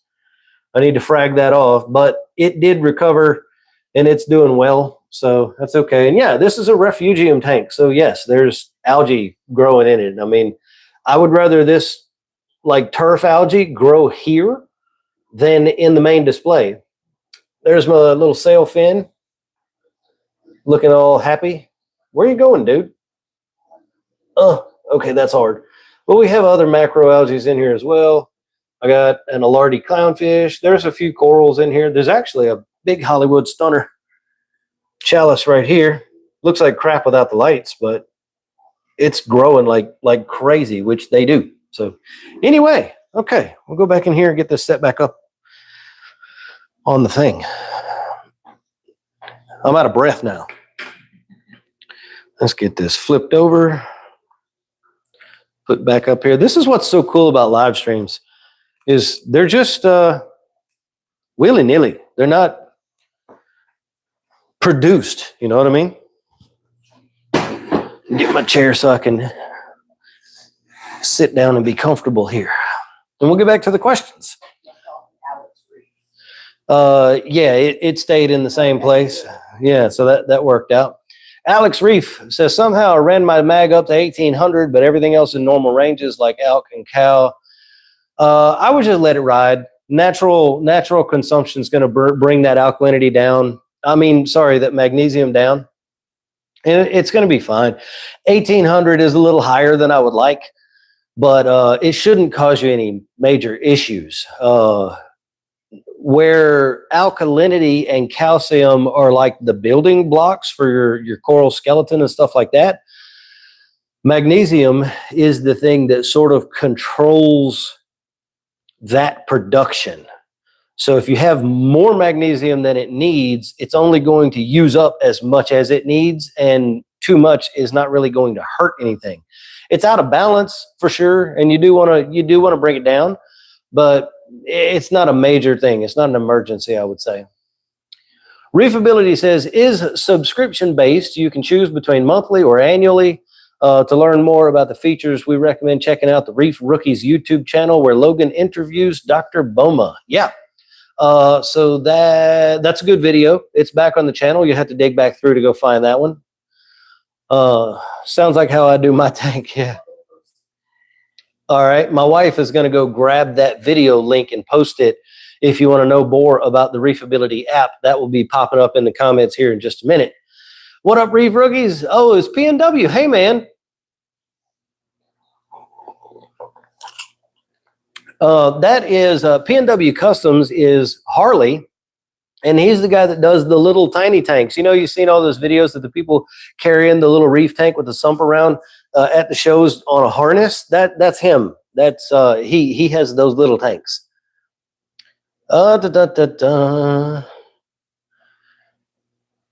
Let's see. We got a tiny blue mantis in our Tampa Bay saltwater rock order. Now he's got his own small tank. That's cool. Not important. Just wanted to share. Yeah, those little that is it a mantis or is it a pistol? I've not seen any blue mantis shrimps come from Florida, but I've only had a couple of orders from there. Most people don't talk about their hitchhikers usually. Currently using instant ocean reef crystals. New batches all over the place with parameters and seems to mix dirty. Thinking of switching to Fritz Blue Box. What is your opinion? I have a very strong dislike for reef crystals, salt. If I was doing a fish only tank, I would probably use instant ocean purple because it's going to be fine. But yes, reef crystals is dirty. They do not dehydrate the salt as much as other brands. So because of that, they have to use more of the anti-caking materials that they put in the salt to keep it from turning into a brick. In addition to that, their quality control for how much element of the different elements go into their salt, in my opinion, is severely lacking. I have had back-to-back buckets of Reef Crystal salt, one mixed at 8 DKH alkalinity, and the next bucket mixed at 16 DKH alkalinity and over 600 calcium. The first bucket was at like 420 calcium, where it should be. I just don't think the quality control is there anymore. I think that maybe once upon a time it was. I used to use Reef Crystal salt. Excuse me. I used to use that salt. It was all I used for like 15 years because it was cheap. But now it's not even cheap anymore. So where's the incentive? You know what I mean? They increased their price by like $20 a bucket or something. So Red Sea Coral Pro is not that much more expensive, and it's a better salt in my opinion, but it has problems all on its own. If you mix it wrong, it'll precipitate, and then it's no good. You got to throw it away, and you just wasted however much salt you mixed up. Oh, wait, I'm cut off. It might have just been for, yeah. All right, hang on. Let me jump to the bottom. Okay, there's nobody's saying. Can you guys hear me? Can you hear me? Turn your volume up. Just turn your phone up for a sec. Turn your phone up. Yeah. Okay. Just turn your phone up for a second. I mean, my microphone is on. Yeah. Okay. I'm not sure what he meant, but yeah. So anyway, back to the salt. Fritz Blue Box works well. It's not the cleanest, but it does seem to have more consistency than Reef Crystals does. I know a lot of fish stores use it for their salt that they mix up to sell to people, and things like that. So it's good. I mean, try it and see how you like it. I was considering it at one time myself, and I may go back to considering it again if I have to go back to water changes on this tank for some reason. But I'm not doing them right now because I'm dosing traces and I'm exporting enough that I don't have any issues with my ICP tests, and my nutrients are staying where we want them to be. So for now, it's just cruising with no water changes. What was I going to say? Fritz Blue Box is on Amazon. That's what I was going to say. You can have it delivered to your house. You don't have to go lug it around in a store or something. BJ says, try just yellow. Yellow tends to reflect better. Yeah. I could have took the orange one off, but they're stacked, and I ain't worried about it. You guys have seen my pictures in the group and stuff. And if you're not in the group, join the group. It's called on Facebook. It's called Reef Rookies with Logan. The one that is just Reef Rookies, that's not me. Mine is Reef Rookies with Logan. Can I use distilled water instead of osmosis water to make my salt water? You can. It's fine. It's safe. It's not going to hurt anything. It is going to get expensive after a while. But sure, yeah, lots of people use distilled water. Can I place a Duncan coral on a sloped plateau? Yeah, for sure. You could just about put a Duncan coral upside down if you wanted to. It ain't going to care. It's going to grow to its environment, actually. How do you get Coraline algae to grow, and does it come in different colors?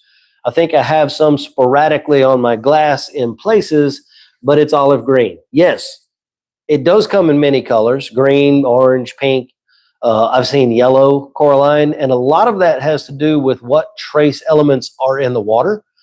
Coraline does not like instability. It likes a stable tank. It also, there's a lot of things that will kill it or munch on it, like urchins and stuff like that. They will take the Coraline off. They will actually consume it, eat it. when they're scraping at the rocks and stuff like that. So sometimes you have the situation that is good for growing Coraline, but other things are preventing it from growing. And yeah, green is a color that you can get. But stability is the most important thing. Alkalinity in a good range, calcium in a good range, because it is a calcium-based entity. Yeah. So, but you can seed it. You can get hermit crabs and other things, coral frags and stuff that have Coraline on it. Get them in the tank and then scrape them. Excuse me, we didn't get much sleep last night. But you can do that, scrape the Coraline off if you can get that good thick pink stuff, and it'll start growing in there. Bernie wants to know, how big should a UV be? It's all relative to the tank size and what you want that UV to do. So if you're targeting algae, to keep algae blooms and stuff like that down, your UV doesn't have to be quite as powerful. But if you're targeting parasites and pathogens, then you do want more power, especially like dinoflagellates like Ostreopsis. The recommended power range for Ostreopsis is 3 watts per gallon, which gets dumb expensive when you're talking about a tank the size of mine. It would be several thousands of dollars for a UV sterilizer. So I don't get too hung up on the size of the UV as long as it's over like 20, 30 watts for most tanks. You know, if I was going to run one on my 22 down here to cure up the Ostreopsis, which that is the cure for, that is the thing to beat Ostreopsis with, is a UV sterilizer. So it's 22 gallons. I would probably get that cheap Coralife, the 36 watt Coralife Turbo Twist one. And that's what I'd probably run on that tank, because once they're dead, I'm going to take it off anyway, you know, so just run it for a little while. Lucid says, appreciate you showing the bad as well. Trying to have perfection 24/7 doesn't seem realistic. It ain't. Believe me, anybody who has a reef tank has had a problem at some point. And if they tell you that they never have, they're either lying or it just hadn't happened yet. So yeah, you know, I mean, bad things happen.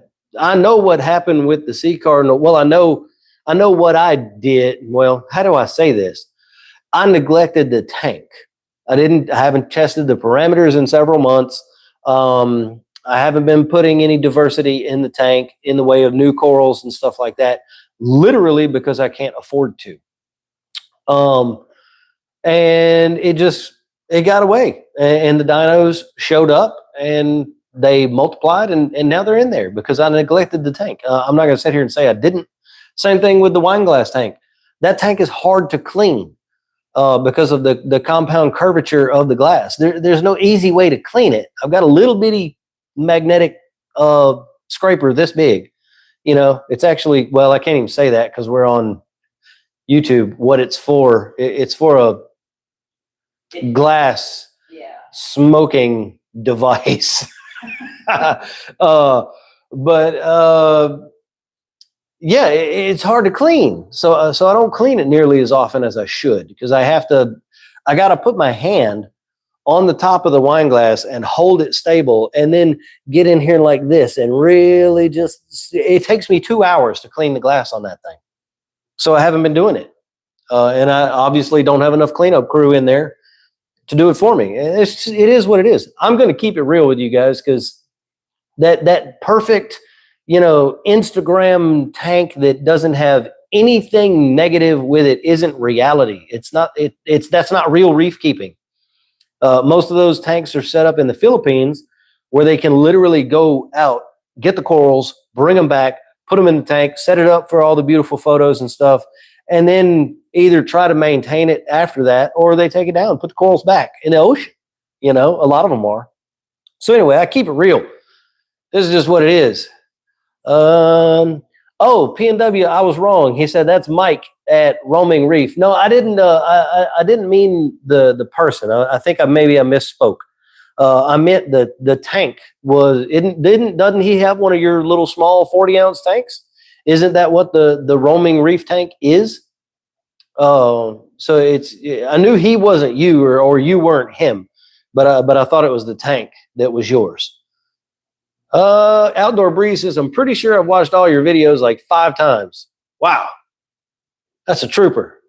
Thanks, man. I appreciate that. Refine says, is there such thing as bad genetics in hammers?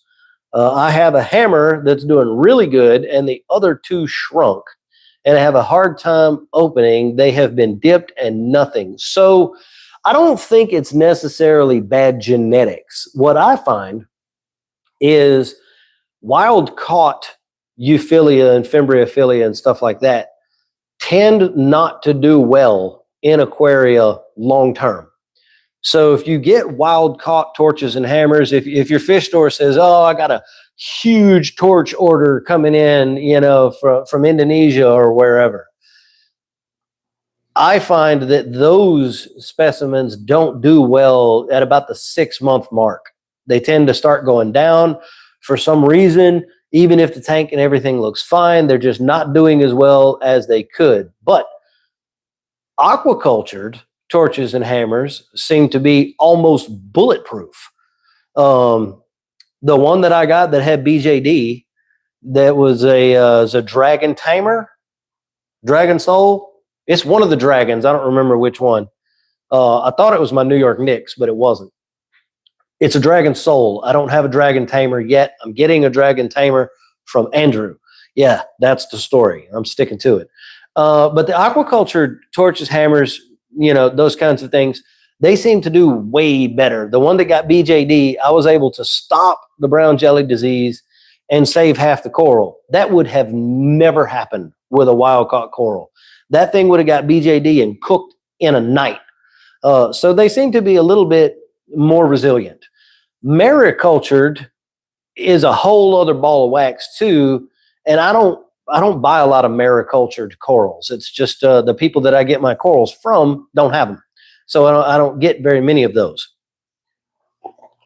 So I don't really think it. And don't get me wrong, anything that has DNA can have bad DNA, but I don't think it's necessarily as much of a genetic thing as it is a where did they come from thing. Is it time to get off here? No, it's not. You're just getting ready. Yeah. We got some people coming over this afternoon, so I gotta get off of here at about 3:00. Hopefully we can stay that long. My throat's kind of hurting a little bit, so we'll see. Try to be as quiet as I can. Sorry. All right, baby. Tina says, is 1 scoop or 1 cup of Tampa Bay live sand in a new tank really enough to jumpstart the bacteria? Yep, it is. It honestly is. Tampa Bay sells the little cups and stuff. You can get it. I think you can get it by like the pint or maybe by the quart. Yeah, it absolutely is. You can think of it in the same way as a bottle bacteria. If you use an entire bottle of like Microbacter XLM or something, all of those bacteria are going in the tank and they're going to replicate. It's the same thing with the live sand. If you get like a quart of it or whatever, which by the way, live sand is the best bacteria we can get, period. Okay, now that we got that out of the way. Yeah, that's what we used to do back in the day. See, that hurt my throat. This goes back into old school reef keeping. One of the very first things that you ever did is you went to your buddy's house, somebody that you knew had a tank that had been running for a couple of years, and you got a plastic cup like this. Just a big scoop of sand right out the bottom of their tank. Dump it in a Ziploc bag, take it home, dump it in your tank. That was our bottled bacteria 20 years ago. That was what we did, to kick off the nitrogen cycle and stuff like that. So yeah, one pint, 1 cup. Oh, this is still working. Yeah, okay. Oh, wow, I'm way behind on comments. I'm sorry. But yeah, anyway, yes, the Tampa Bay, it doesn't take much of that stuff, and it will do it. Good to see you and the big crowd. Hope you're having a great weekend. Thanks, Jason. Happy to see you here too. What would your dream coral to have be in your current tank? See, that's difficult for me. No, it ain't. Elegance. I want one of the biota aquacultured Australian elegance corals. If I can get one of those and keep that thing healthy, and have it grow to a showpiece, that would be my dream coral. Elegants are hard, but the aquacultured ones are going to do better, just like the torches and hammers. Just joined. How do you get the poop out of the bottom of your pump? It's too low for me to use a singing hose. Siphon hose? How do you get the poop out of the bottom of your sump? Maybe? I generally, well, it's all different. There are some things that you can get that have long intake tubes, like Hygger aquarium cleaners, gravel cleaners, and stuff like that. So if you have an all-in-one tank and you got to get deep down in there, you could use those kinds of things. It's just a pump with a long intake. You could use that. Is getting a second Hannah checker worth it? Like less than half the new price? It depends on which one. Like some of them are, they're really not that useful, honestly. Like a nitrate low range Hannah checker, we don't really use that because most of the time we're trying to keep our nitrates at like 5, 10, 12, somewhere in there. So knowing that our nitrates are 0.06 doesn't do us much good. If there's a 0 in there, we need more. So yeah. Sorry, you're going to hear some noises. My wife is getting ready to cook for the people that are coming over today. Can you touch on what chemicals to dose for sea anemones? So I don't know how we got to this area of reef keeping, and I'm not being critical of you for asking your question. I look around and stuff when I think. It's like looking around the files in my brain. I don't know how we got to this era of reef keeping where we think that putting a chemical of some sort in the aquarium is automatically required.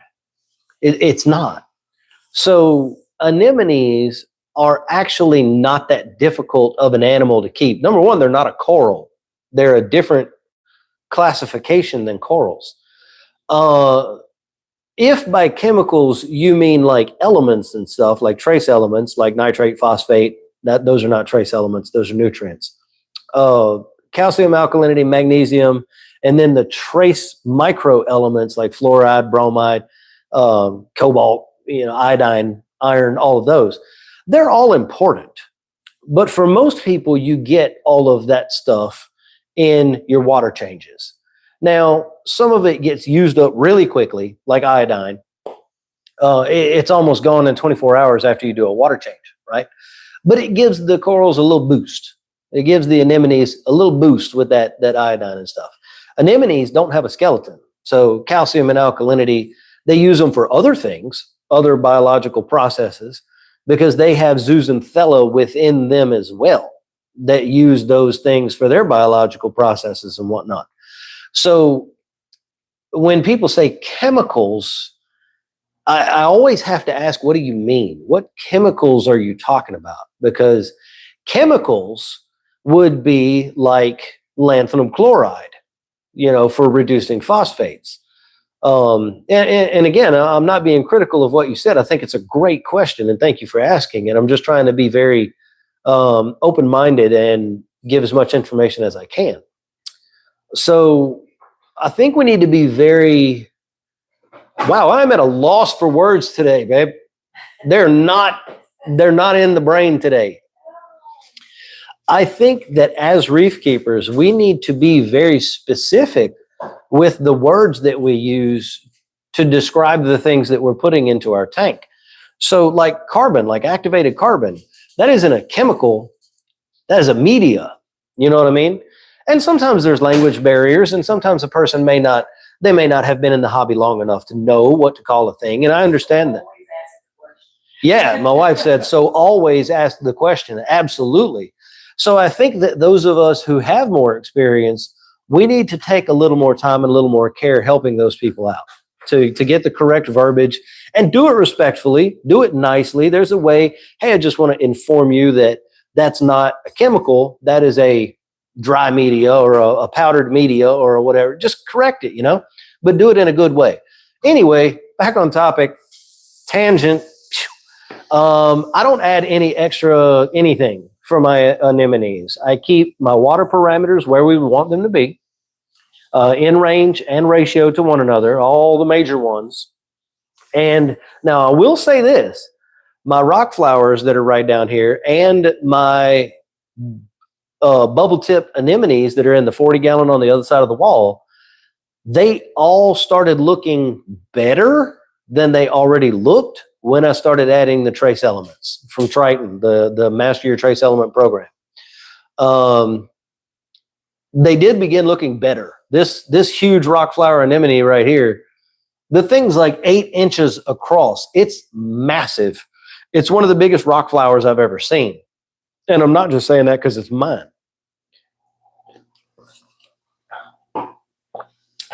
They did start looking better when I started putting the trace elements in there. But yeah, as far as chemicals, there's nothing that I could think of that you would have to add, you know, unless, I mean, like if your nitrates or your phosphates are at 0, and then you want to bring them up with something like neonitro or neophos, it's all situationally dependent. It all matters what your tank's specific scenario is for what you're going to need to put in or take out of that tank to make those things happy. I think that's a better way to round that out. Sorry, I had to work my brain around that one for a little bit. I need advice on how to get the poop out of my sump.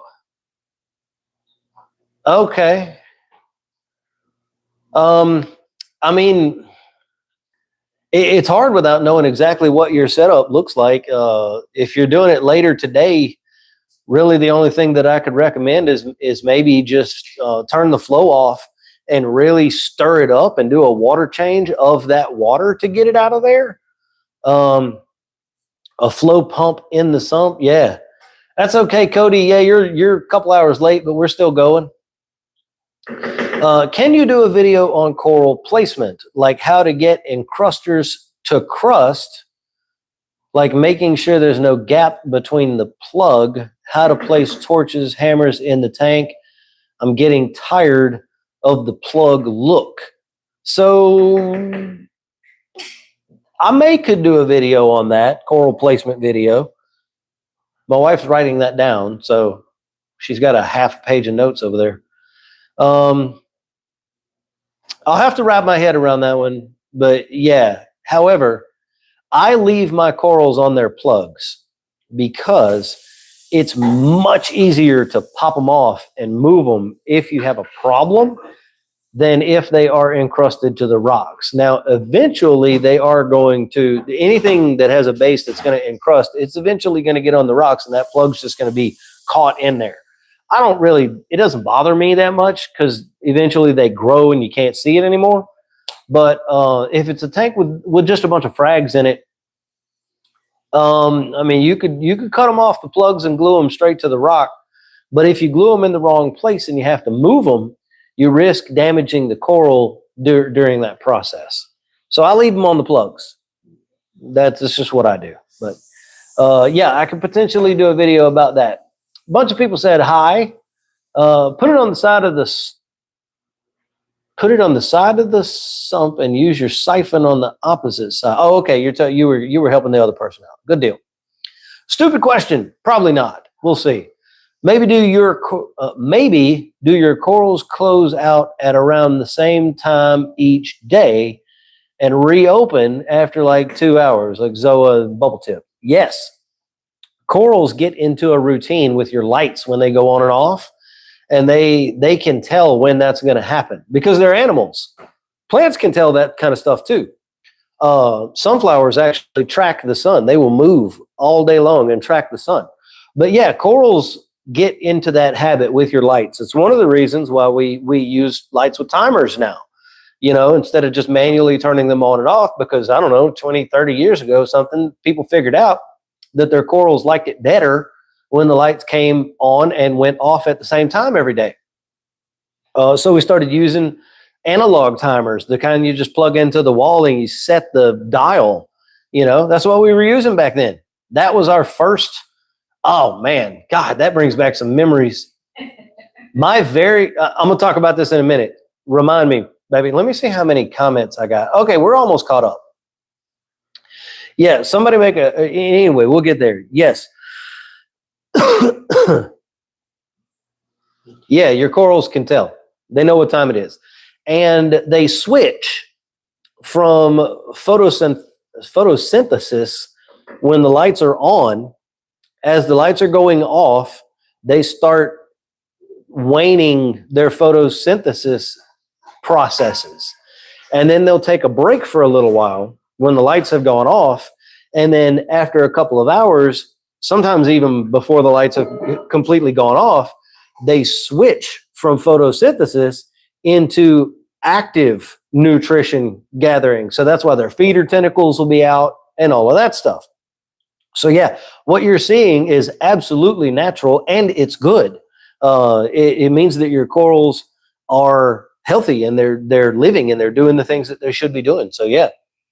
Larry says dinos was so rare back then too. Absolutely.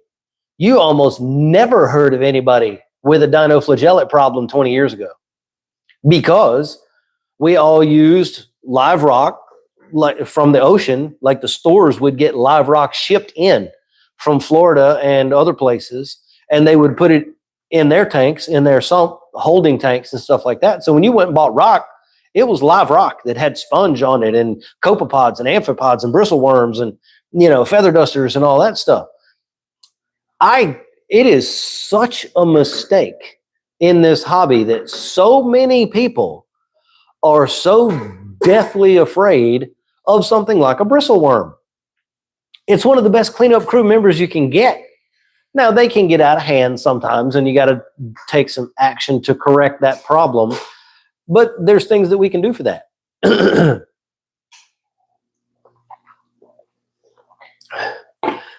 But y'all hang on just a second.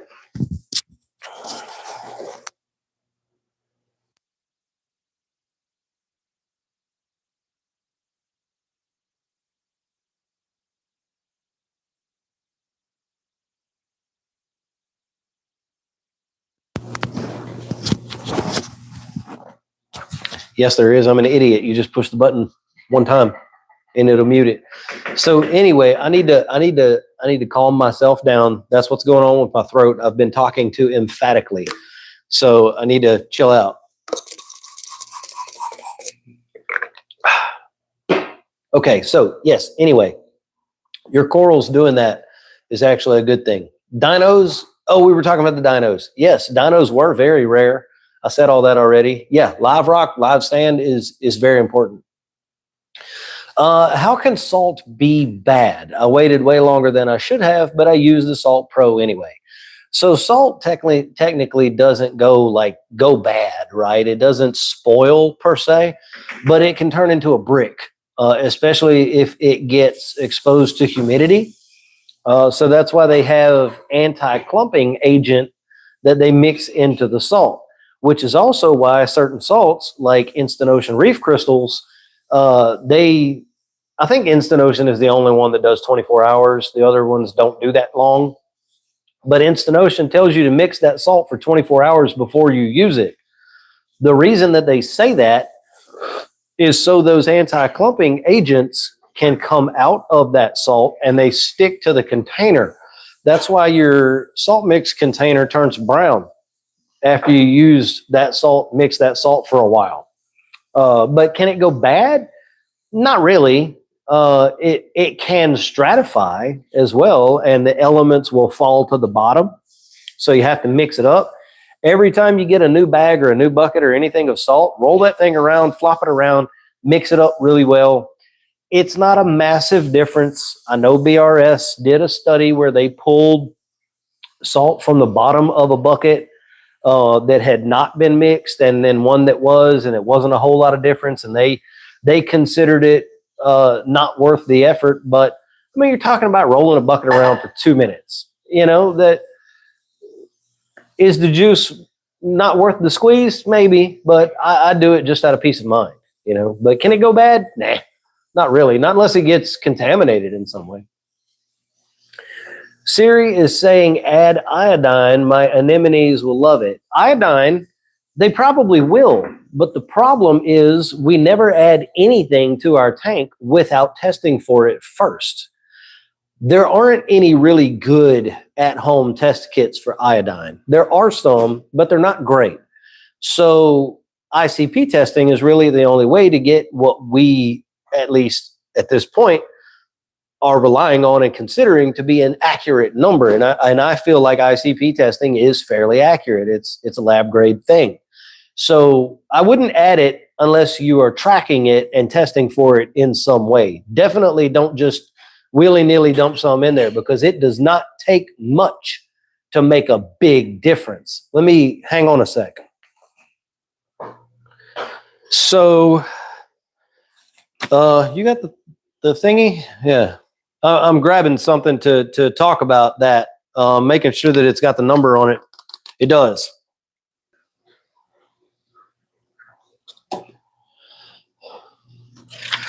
So my tank uses a lot of iodine, all right? Since we're on that topic and we're talking about it, this is my report from Triton Labs from my most recent trace element bottle mix. I'll show it to you. It shows the elements here, which one, and the concentrations of how much are in bottle 1 and bottle 2. And if you look right down here, it says iodine. Now this is what they mixed into the bottle, okay? So 20 milliliters of iodine into a 1 liter bottle, so 20 milliliters of iodine into 1,000 milliliters of solution. And then if you look right down here, it tells me to add 31 milliliters of the solution to the tank daily. So when you talk about how much gets put into the tank daily, it's a fraction of 20 milliliters, you know? So it's not very much at all. So it's very easy, even just with a dropper, to just go drip, and you get an extra drip in there, and now you have too much iodine. Now, is that going to cause a problem? Probably not. But over time, it can become a problem if it's continually dosed excessively. So it's definitely something you want to track.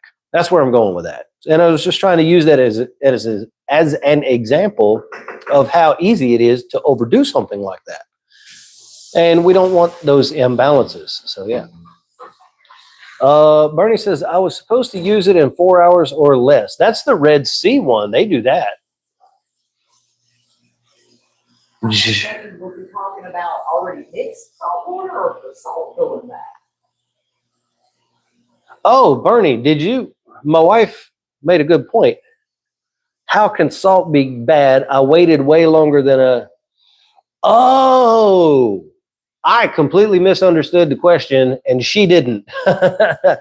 So you had already pre-mixed the pro version of a salt, telling me that you were supposed to use it in 4 hours. I think it was probably Coral Pro. As long as it was still clear, it was fine. If it had become cloudy, then that was an indication of precipitation, and you probably shouldn't have used it. Don't use any more. Go ahead and toss it and mix up some new stuff. My bad for misunderstanding the question. I'm sorry. I currently, for the past year or so, use Salifert test kits, and I like them, but I see where people mix their test kits depending on whether they're testing for some Salifert along with Hannah. Yes, that's true. A lot of people do that. I sell a bunch of my test kit organizers, and they mix and match. So a couple of Hannah and 3 or 4 Salifert, something like that. So it just comes down to which ones you like. Most people like the nitrate high range, phosphate ultra low range, and alkalinity for the Hannah checkers, and then they use Salifert for the other ones. A lot of people do that. Let's see. Is the Vibra as good as the Apogee in closeness to par wise? I'm not sure. I haven't tested that one. I'm not familiar with it. Honestly, I don't know the answer to that question. So I'm sorry for that, but I can't answer that one. Blue throat trigger in a reef tank. Not for me. I know people do it, and some people say they don't have a problem with it. But some people have problems with it, and I'm not taking that chance. It's one of those things that comes down to the individual fish, and as that fish matures over time, their mood can change. Man, 2 hours is about my limit these days for speaking. But yeah, plugs can be good though, right? They bring in some beneficial stuff, but it's not a big deal. Move them faster, especially the torches. Okay. Vortex Shay, sorry, video on the Amazon lights. Appreciate the info. Very cool. Glad you enjoyed that. Anything on the Maven? Oh boy. I've been holding off on buying another brand. Do you know if it's ever coming out, or should I just buy another one? If so, what brand would you recommend?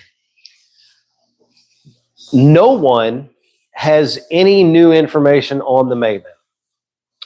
If they do, if anyone tells you that they know what's going on with it, they're fibbing to you. As far as I know, Coral View has stopped all communication, official communication, other than something that comes directly from Coral View. So if you watch a live stream and the CEO, David, is on there and he says something about the Maven, then you can take that as being true. If you hear about it from anywhere else, it's likely not. Coral View headquarters is 10 minutes away from me. I live right by them. I have a good working relationship with them, and I'm sure when there's some information out, I would hope that I would be one of the first people to know. I want a Maven. I also have been waiting for it to come out, and I haven't gone down any other automated testing roads because I want that product, because I already use Hydros. So it only makes sense. If you don't want to wait, because we don't know how long it's going to be before it gets done correctly, Neptune Apex is probably, the Triton is probably the best way to go. There's some other stuff coming out on the market. I don't think I can talk about it yet because it hasn't been released to the public. It's not going to work the same way. Yeah, I'm being very careful with what I say. It's not going to work the same way in that it's going to self-test the aquarium, but there is something coming out that is going to make testing quicker. I can say that, but that's it. And I think aquarium testing is going to be a place that really, there's going to be a lot coming in the next few years, especially with the AI stuff that's coming out, which I know a lot of people say there's an AI bubble, it's going to pop, and then, it's going to go away and be a fad. And maybe it does, but I think we've learned a lot from it already about how to program things and how to make things work. So we'll get there in the end. But yeah, if you want to go ahead now and get something to help you automatically test your aquarium, my recommendation would be the Triton, Apex, Neptune Triton. There are other ones, and I have not heard good things from very professional people who have used them, aside from the Aqua Wiz for alkalinity. That I have heard is beautiful to maintain your alkalinity for you. It tests it and doses it and keeps your alkalinity rock solid. So if you have a tank that just has a little bit of alkalinity consumption, you want to automate that, look at the Aqua Wiz. It's a great piece of equipment, and it's working very well. The woodpecker's back. The woodpecker's back. We have a huge woodpecker. Let's go see the woodpecker. Let's go see him. Look, come here. This thing is like the size of a chicken. He's good at that tree's coming down. He is going to, all right, look, let's go over here. He's got his head. Look at this thing. He's massive. And look, if you look at the tree, like he's dug holes all in this tree, right? It's the same woodpecker. He comes back twice every year. But look at the pile of chips on the ground around where this dude is. Like, he's not like a woodpecker. He's like a jackhammer. But anyway, I don't know. That's our woodpecker. You didn't know you were going to get that on a stream with Reef Rookies, did you? But we like birds. We feed our birds and our squirrels and our rabbits and all that. There was an alligator in the backyard the other day, so that's always fun. I mean, it's Louisiana. What do you want from me? There's alligators here. But Anyway, yeah, corals get on their own schedule. Yep, they do. My acantho extends its feeders at lights up for the first hour, not overnight or at night. Yeah, they do. Whenever they feel, they do it when they want to. You know, just like we do. We eat when we want to. Biodiversity better than keeping a tank spotless? Absolutely. I have flatworms. I'd love to know how to get rid of them without a chemical. It depends on which flatworms you have. There is a good chemical that you can use. It's called flatworm exit. And honestly, that's probably what I would go for. Some flatworms are toxic. So as you're going, if you were going to use that, and I know you said without a chemical, the only way to do it without a chemical is getting something that eats them. Some wrasses will eat flatworms. A springiri, I think that's how you say that. A springiri or springiri. I don't know how you say it. I don't know the correct pronunciation. Damsel is another one. Arrow crabs they eat bristleworms. Sorry. Yeah, the two fish that I mentioned, they will eat some flatworms, but some are toxic. So if you're going to use flatworm exit, it's safe for the tank. It's one of the few things that I would recommend that is pretty safe for the rest of the tank, but you have to run activated carbon and you have to be ready to manually vacuum out with a small tube, gravity drain, vacuum out the flatworms as they die off because they release those toxins. What is your favorite salt to use? Currently using reef crystals, thinking of changing to Fritz Blue Box. We talked about that a little while ago. About the reef crystals and the Fritz. Fritz is not bad. I know some stores that use it and stuff. My favorite salt to use has been Fauna Marin. That is a very clean mixing salt. It's a little low on alkalinity and magnesium for my liking, but it's more of a professional grade salt. So the thought is you're going to supplement those to the levels where you want them. That said, there's enough there that you can run a reef tank without dosing as long as you don't have super high consumption. But that salt is very clean. When you're mixing it, if you scoop it and you pour it in the bucket, it doesn't hit the bottom of the bucket. It is dissolved before it gets to the bottom of the bucket. With some flow in there. So yeah, it's a very good salt. It is my favorite currently. I haven't tried ESV, but ESV is probably one of the best salts on the market, to be honest with you. It's super duper clean. You can even go as far with the ESV salt as to creating your own elemental mixture, because you can get it as a 4-part with the salt and then calcium, alkalinity, magnesium. And depending on how much of those you put in the salt, you can set it to be where you want it to be. That's really like high end, like pro level stuff. But yeah. Hey, just tuned in. Nice. Glad to have you with you. I do this for my car with the oil. I'm not sure what you're talking about, but all right. I'm sure it was applicable when you typed it. This is going well with the Triton. I am happy with the 2 bottles. I am too. It's great. I love it. In my 90 on Reef Moonshiners, I have elements that are literally 1 drop per day from a dropper bottle. Yeah, absolutely. We were talking about the amount of iodine and all that. 100%. Let me see if I can get caught up a little bit. Cody got the nitrates and phosphates up. That's good. Those ranges look pretty good. Had to move my Flame Angel and Softy tank today. Destroyed my. Okay, yep.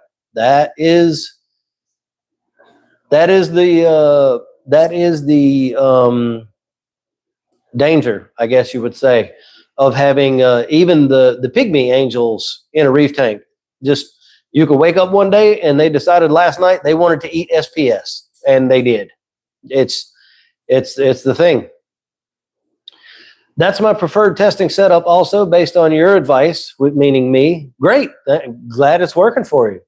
Can you explain the Reef Moonshiners method? Telegram says AI is going nowhere. Well, I can't dispute that, because I definitely am not like super read up on it. I did hear the other day that there's a few that are like pulling the plug on their whole thing. So I'm not going to say you're wrong for sure, because I don't know. And glad to have you in the chat, by the way, man. Thanks for joining. Telegram has done a lot for the reef keeping hobby. Very, very knowledgeable person. A lot of He doesn't call it science, so we'll just say experimentation with things and figuring things out. So yeah, very valuable member of the hobby for sure. So Cody, Reef Moonshiners can be summed up like this. If you were, well, how do I want to put it? I was going to try to make an analogy, but I'm not going to. I'm just going to tell you. So Reef Moonshiners is a trace element dosing and elemental balancing approach that is very hands-on, and it's very analytical, and you get a bunch of bottles. Some are dropper bottles and some are not. Some are larger than that, of all of the different trace elements and stuff like that. And you ICP test your tank and you run it through a calculator, and it tells you how much of each one of those bottles to add every day. It absolutely works. There is no question in anybody's mind, if it's applied properly, that it is a very a system that works very well, is what I'm trying to get out of my mouth here.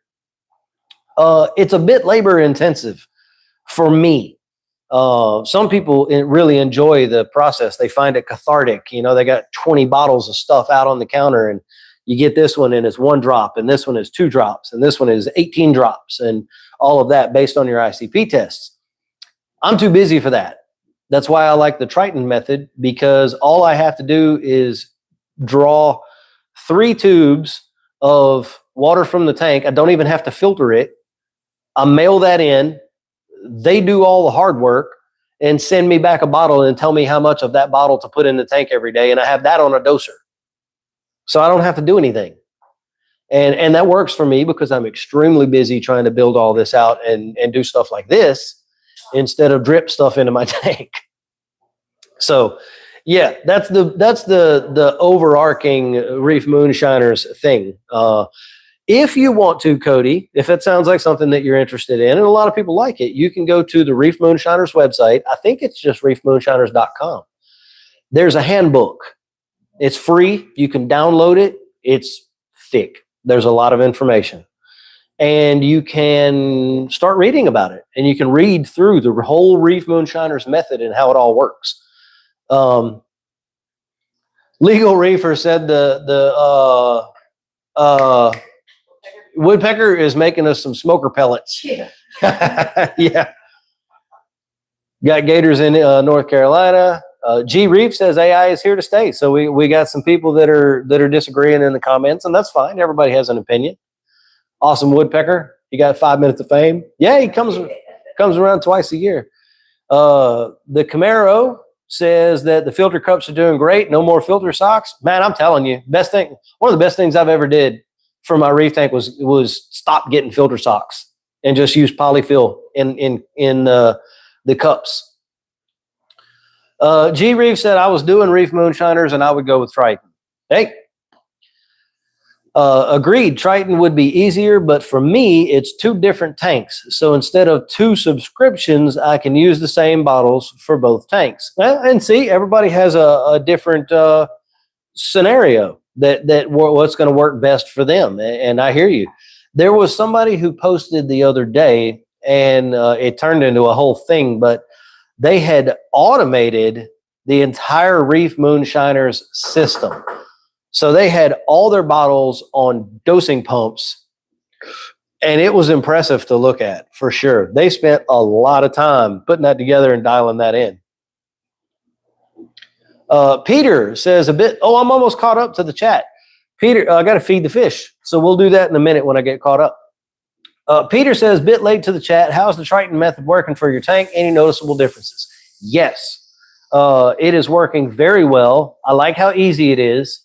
I just hooked up my 2 brand new bottles this morning, and I have noticed better coloration from my corals. Some of my corals are changing color a bit, which was to be expected when you add additional trace elements that they didn't have before. Polyp extension, did I say that already? Polyp extension is better.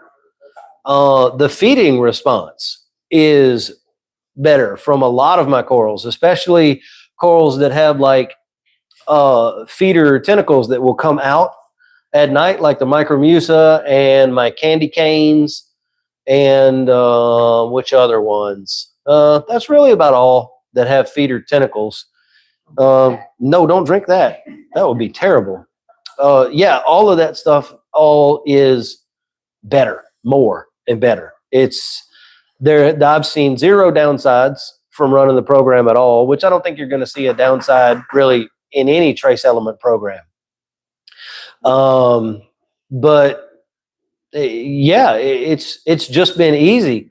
And I think one of the huge benefits of the Triton program over something like Captivate or Moonshiners, and I got nothing against either one of those programs. They're both great programs in their own right, and they work and they do great for the people who use them and like them. I was looking at Captivate before Triton had the MYTE Master Your Trace Element program. I was looking at the Captivate program. It's very similar, but not quite the same. You still have to mix your solution with Captivate, but they tell you how. And you mix it into one solution and you dose that to the tank. Triton mixes it for you. But what was I about to say? I was going to feed the fish, yeah. I was talking about the trace elements, Captivate, Reef Moonshiners.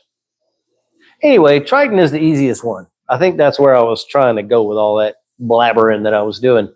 The other two are just a little more involved. Captivate would be in the middle, and then Moonshiners is the most hands-on, most involved. Yeah, that was a wild setup. 5 Red Sea 4-head dosing pumps. Yeah. Hello from Arkansas. I have used ChatGPT some to help me solve some issues and even fish recommendations. I do take it with a grain of salt. Good idea. But it has helped me keep my nutrients better. Listen, there's no denying that there can be some benefit from using AI to help you make decisions. I would not trust it exclusively other than the AI that they are building into the Reefability app, because the responses it can give are vetted by people who know what they're talking about. It's not just pulling from all of the information pool on the entirety of the internet. So I would trust that one way more than I would trust something like ChatGPT. But I mean, I've used it before to help me try to figure things out, especially like super complicated math. You know, I've used it for those kinds of things and used it to help create bullet points and take big concepts that I speak for 20 minutes into the phone and help me dial that down to a core concept that I then want to use to do something with. Yeah, I've used it before, but I don't trust it exclusively with my tank at all. It helped you develop an hourly lighting and pump schedule. See, yeah, that's a good use of it, you know. Was thinking of doing a clown harem in a 60 cube. Any thoughts, yay or nay? You could do that. What I would do is get all your clownfish at the same time from the same clutch of babies. So get in contact with a clownfish breeder, and if you're going to get 20 or 30 of them, wait till they have a clutch that has grown out that has 20 or 30 members and get them all, because that tends to be a better scenario than trying to piecemeal it together from a bunch of different clownfish from a bunch of different places. Those babies were hatched, raised, and had been living together their whole life, never separated. And if you can get them and keep them in that situation, that works better.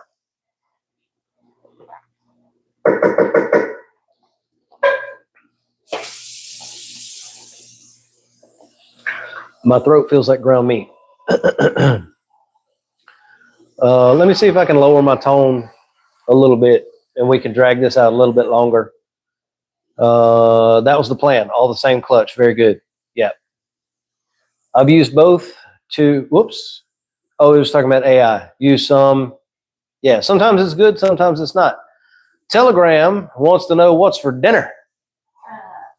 So we do a thing that we call shrimp pasta salad, and it's super simple, but it's like really tasty and it's easy to make. So it's just frozen shrimp, cooked in butter with Cajun seasonings, garlic, like good garlic, minced garlic, not garlic powder, but all that. And then we cook elbow macaroni, put it in there with that, little bit of mayo, stir it all together. Bob's your uncle. It's super easy, but it's pretty filling, and it's got some good. Oh, we cooked the elbow macaroni in liquid crab boil. So Telegram said, I'll be there in 15. Yeah, come on, man. Yeah, we'll save you some. But yeah, it's a pretty good thing. We kind of threw it together one day, and we were like, this is not bad, So it was pretty good. And it's my husband's favorite. So yeah. And yeah, it's the people we have coming over tonight. It's my wife's cousin, and it's his favorite thing to eat. Like, he came over here and had it one time, and he was like blown away. And now we make it every time they come over. Yeah. What would you do if your phosphate is 0.9 in a 3-month-old BioCube Junior? Yes, it says had bad R. Did you mean rocks? So, John, if you want to clarify what you mean by had bad R, let me know, because I'm caught up with the comments now. So I'll circle back around. Trucker said, how many do you think would work well in a 60? I wouldn't do any more. I mean, probably, 20 to 30 would be okay. A bad membrane. Added Phosguard, 1 tablespoon, waited 4 days, tested it 0.9, redosed, waited 20.9. So you had a bad RO membrane. What's up, Logan? I'm Logan. So the RODI, the membrane, that's all been fixed. Your TDS of your RODI water is back to 0 and all that good stuff. Sea critters are for looking at and not eating. Hey, listen. I enjoy fishing a lot, and we've been eating those fish. I'm just saying.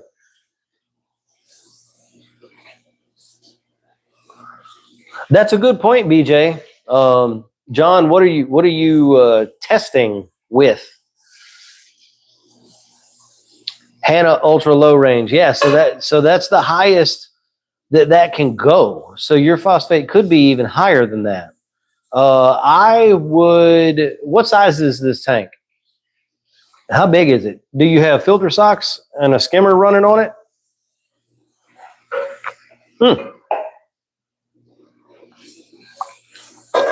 We got to feed the fish. You can dilute the water and sample in half. Can you do that with the Hannah checkers? Does it work? I don't have any. I've never really used them, so I don't know. There you go, fishies.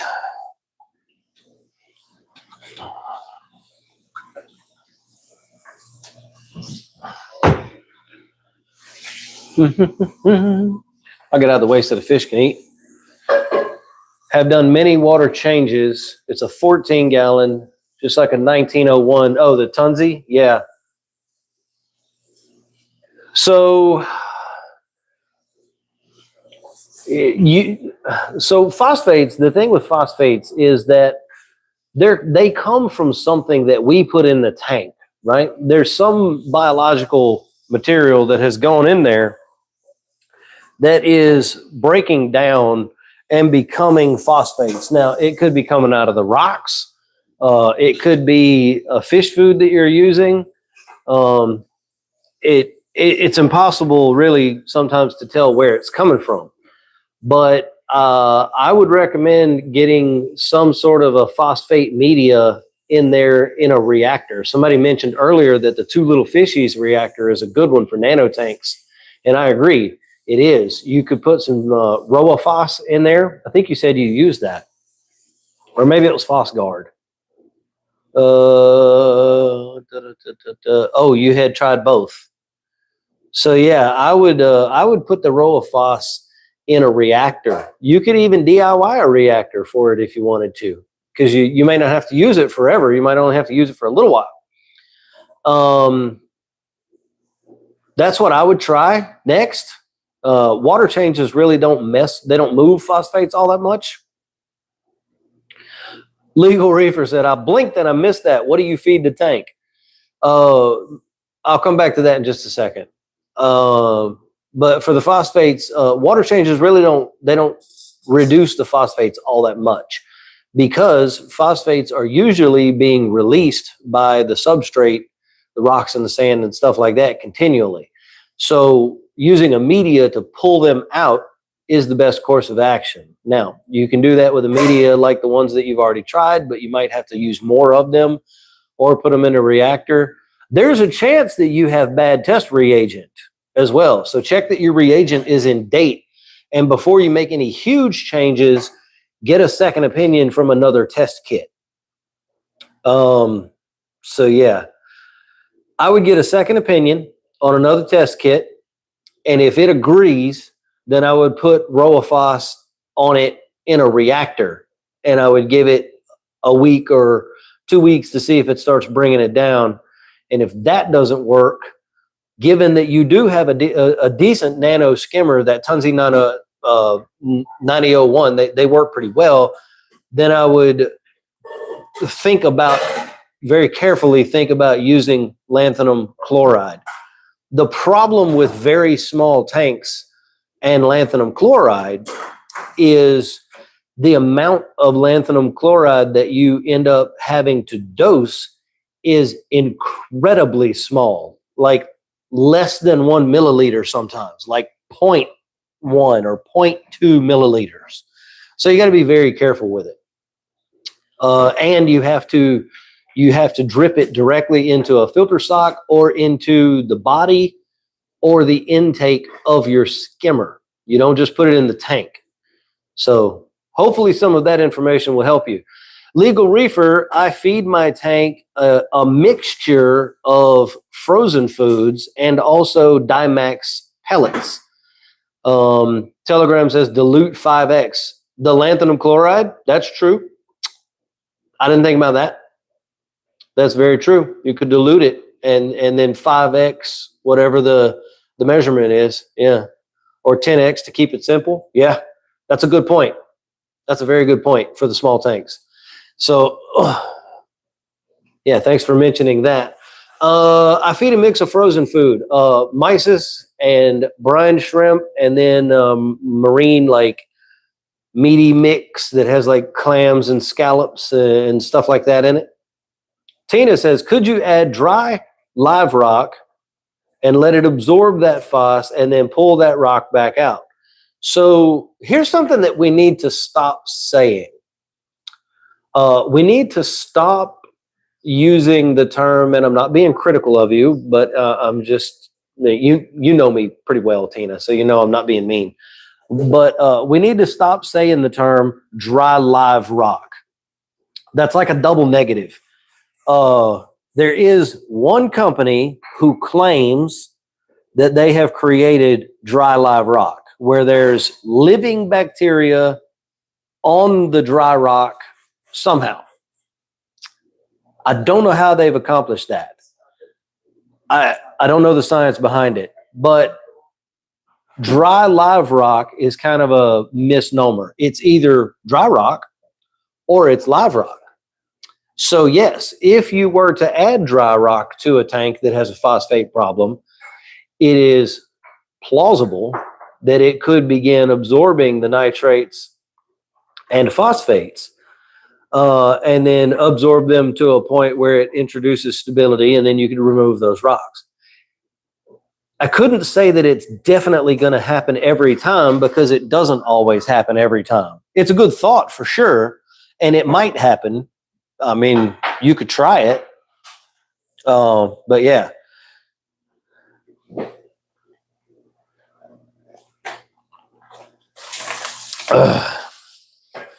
You can't buy it without typing it. Not my phrase. Oh yeah. Oh really? So when you're searching, well, really what it's called, if we're going to go down that rabbit hole, what it's really called is base rock. BASE. That's what it's been called for 40 years or more. And at some point we got away from that and everybody began calling it live rock, whether it was dry or wet or alive or dead or not. And then people started calling it dry rock.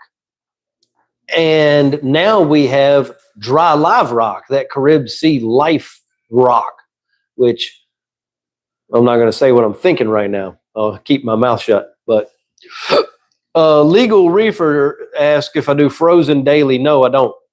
I do pellets most days. I do frozen about 3 times a week. And I don't do pellets and frozen on the same day. But the pellets that I have are full of phosphates, and they're keeping my phosphates a little bit elevated, but they're coming down now. I got a pretty significant 30 minutes. 30 minutes? Yeah. I don't know if I'm going to make it another 30 minutes, if I'm being honest with you. My throat feels like ground meat. Tina says, I agree. It's dead as a doornail. Yeah, they claim that it isn't. They say that they have developed some sort of a dry bacterial powder that becomes live again when it is exposed to the aquatic environment, which happens in nature. There is at least a foundation in science for that possibility. So I'm not going to say that it's BS because I haven't studied it. I'll say that it is theoretically possible. I don't know that they have accomplished it.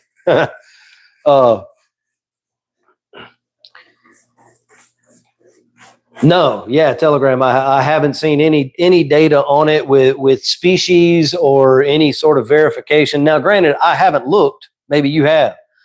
I haven't looked for that stuff, but I mean, okay. So I did look for a little while. I go off on this tangent every now and then, where none of us have. Right, that's what I figured you were going to say. I go on this tangent sometimes where I'll start researching into something, and then I realize that I don't have time to give it what it needs as far as a research standpoint. If, I said you do that with hobbies too. I do it with hobby too. Yeah, I just got rid of all of my tattoo stuff, and I got rid of. Well, I'm trying to get rid of my mead making stuff because I want to make soft plastic fishing lures. So yeah, I do it with hobbies too, tangents. But if I was a company, just for argument's sake, and I had created a product like living dry rock, not only would that be like a cornerstone of my company, because I'd be the only company that had that, but I would be publishing the proof that I had created such a product. I would want to back that up and have that validation right there in my literature somewhere that I had done that. You know, I mean, that's a cool thing.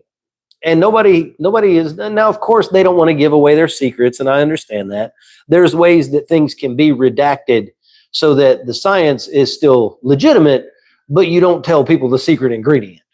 You know, MSDS sheets do that all the time. They give you all the information about the toxicity or the poison, of something, but they don't tell you what the something is made of. So there's ways to do it. But anyway, that's a whole nother thing for another day. We're just chilling at this point. So yeah, it would be nice if they have it figured out. I agree. It would be nice. It would be super awesome to be able to purchase something like that has a long shelf life, but is live once it hits the water, really great. All right, man. Thank you for what you do too. I appreciate it. I know you and I have talked on a couple of occasions, and it's always nice to see you stop by when I'm doing anything like this. So if you got to run, very cool. Happy to have you around. It ain't cheap, but it looks nice for dry rock. I'll give you that. The coloration does look nice on the Carib Sea life rock, for sure. It's got the nice multicolor, sort of purpley pink sort of look to it. Yeah. Which, in the end, you want to know something that's really dangerous, by the way? In the end, our rocks are going to turn purple anyway if we have Coraline algae in the tank. and we don't have anything eating it. This is the water cup that I've been drinking out of. This is the cup that I fed the fish with. Does anybody see a problem here? That could go bad real quick. Please excuse our Mardi Gras cups. Oh yeah, please excuse the Mardi Gras parade cups. It's just, you know, it's a Louisiana thing. Yeah, there's not a single house in Louisiana that doesn't use these. But so Kimberly says I bought the rocks for the looks. I mean, I feel that. I get you. What I usually recommend to people, because a lot of people, like I set this tank up with dry rock. All this rock was dead. Look at my fish; they're chasing my hand. All this rock was dead, but I seeded it with live rock from Tampa Bay saltwater and Marco rocks, which also comes from Florida, but I think it comes from a little bit of a different area than Tampa Bay. Never figured out the Mardi Gras thing. It's crazy here where I live near Mobile. Dude, we're 20 minutes from New Orleans. So yeah, Mardi Gras around here is a big deal. I don't particularly care for it myself. I don't like being in groups of people that large, especially when there's a whole bunch of alcohol involved. But yeah, what I usually tell people with the dry rock thing is, you know, if you want to set the tank up with dry rock so you can do your aquascaping and all that, that's perfectly fine. Just seed it with some live rock and especially some live sand from the ocean. You're not going to find any product or any source for live bacteria that is more marine specific and also more diverse than live sand. You're not going to get it. They literally scoop the stuff up off the bottom of the ocean. It stays wet the whole time. You know, there is a very slight possibility that you end up with some sort of a pathogen in the tank, Brooklynella or Uranema, you know, something like that. It can happen from live sand. It is possible. But it's not probable, and it almost never happens. Like the probability of that happening is extremely low. I was thinking about going down the road and getting sand out of the Gulf. I would not. I have seen what the Gulf Coast looks like because I live there. If you were going to do that, it needs to come from blue water. It needs to come from, 15, 20 miles offshore in the clean water. Wait a minute. All right, hang on just a second. This person says, with all due respect, I know you're on a different subject, but why skip over a question? Honestly, I didn't know I had skipped a question. So let me go back and see if you have a question. Oh, you do? Okay, my bad. I apologize. I didn't skip it. I just missed it. I got a super serious question. I'm having a really bad problem with Dino. What is the best solution? So I have a video on my YouTube channel that tells you everything that you need to know about how to identify and take care of dinoflagellates. But I'll give you some info. The first step in your situation here is going to be microscopic identification. On the video, I've got microscope images of each different type. I talk about all the 5 main types that we see in saltwater aquaria. Unfortunately, there really isn't a way to identify them without that. A lot of people have tried because they all look a little bit different. Oh, I watched it. I just wanted to get a face-to-face, maybe what I should do or what you think I should do. It's only a 20-gallon long tank. Okay, let's come back to that in just a second. Yeah, we did the tank tour already. Legal Reefer said, funny story. Buddy's playing trip from Mardi Gras, didn't emerge, so flew into Chicago.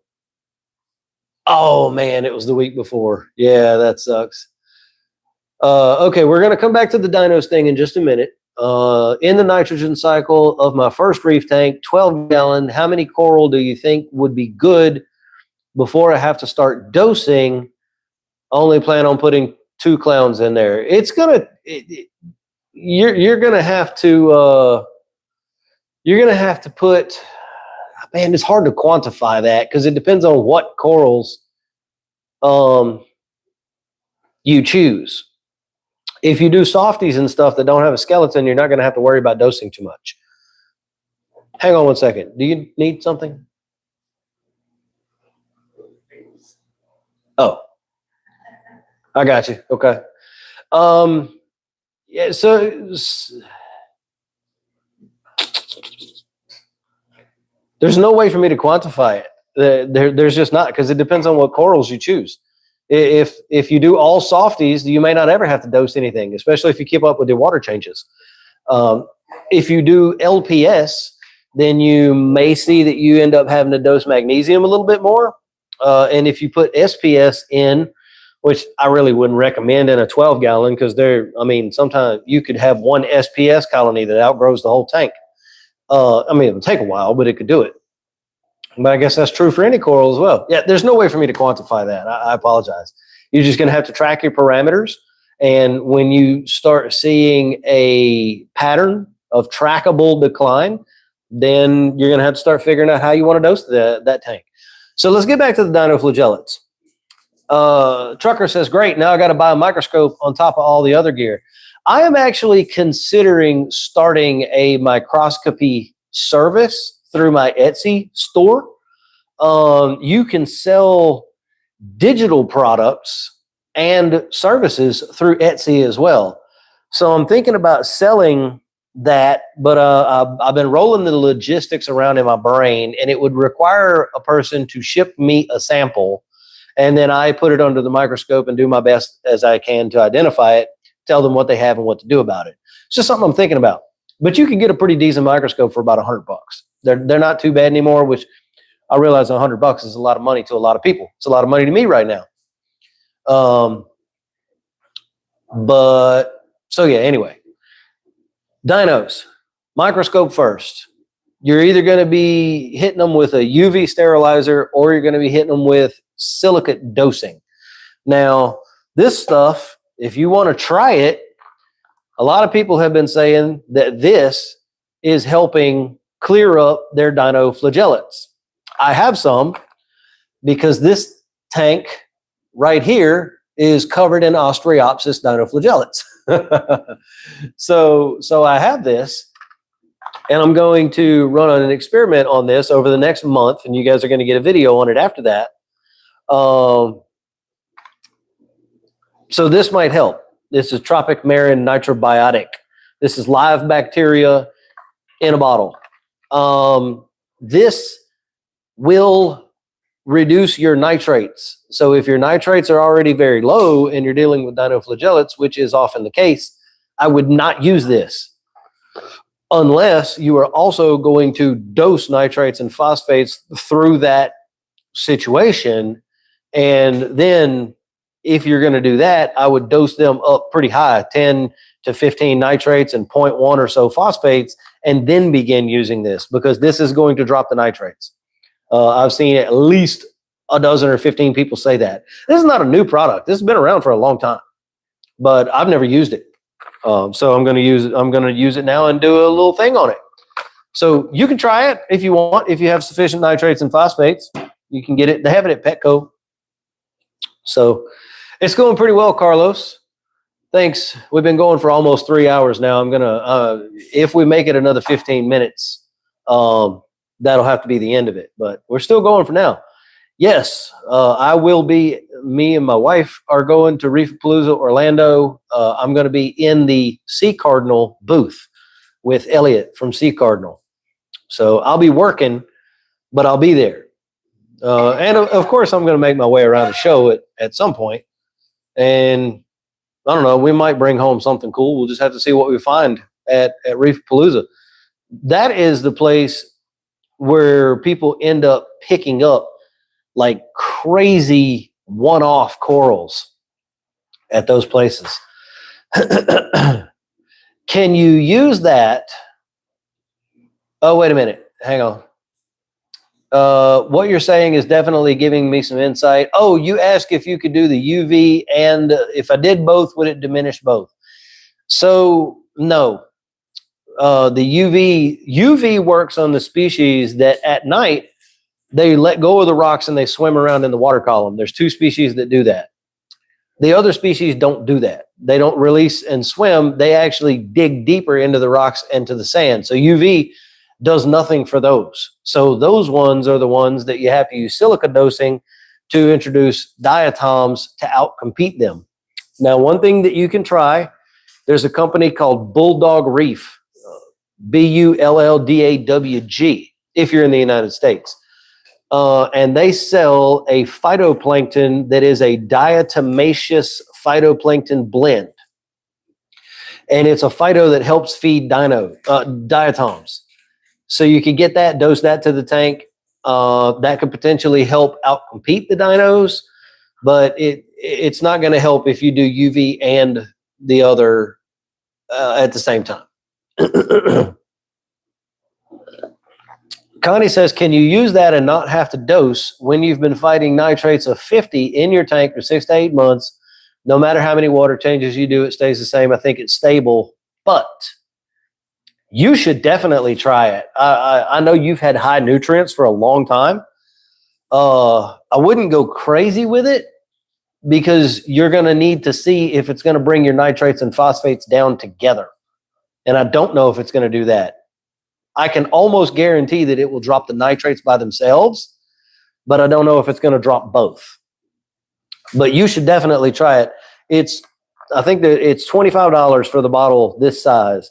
And I would put money on it that it's going to lower your nitrates. Let's see.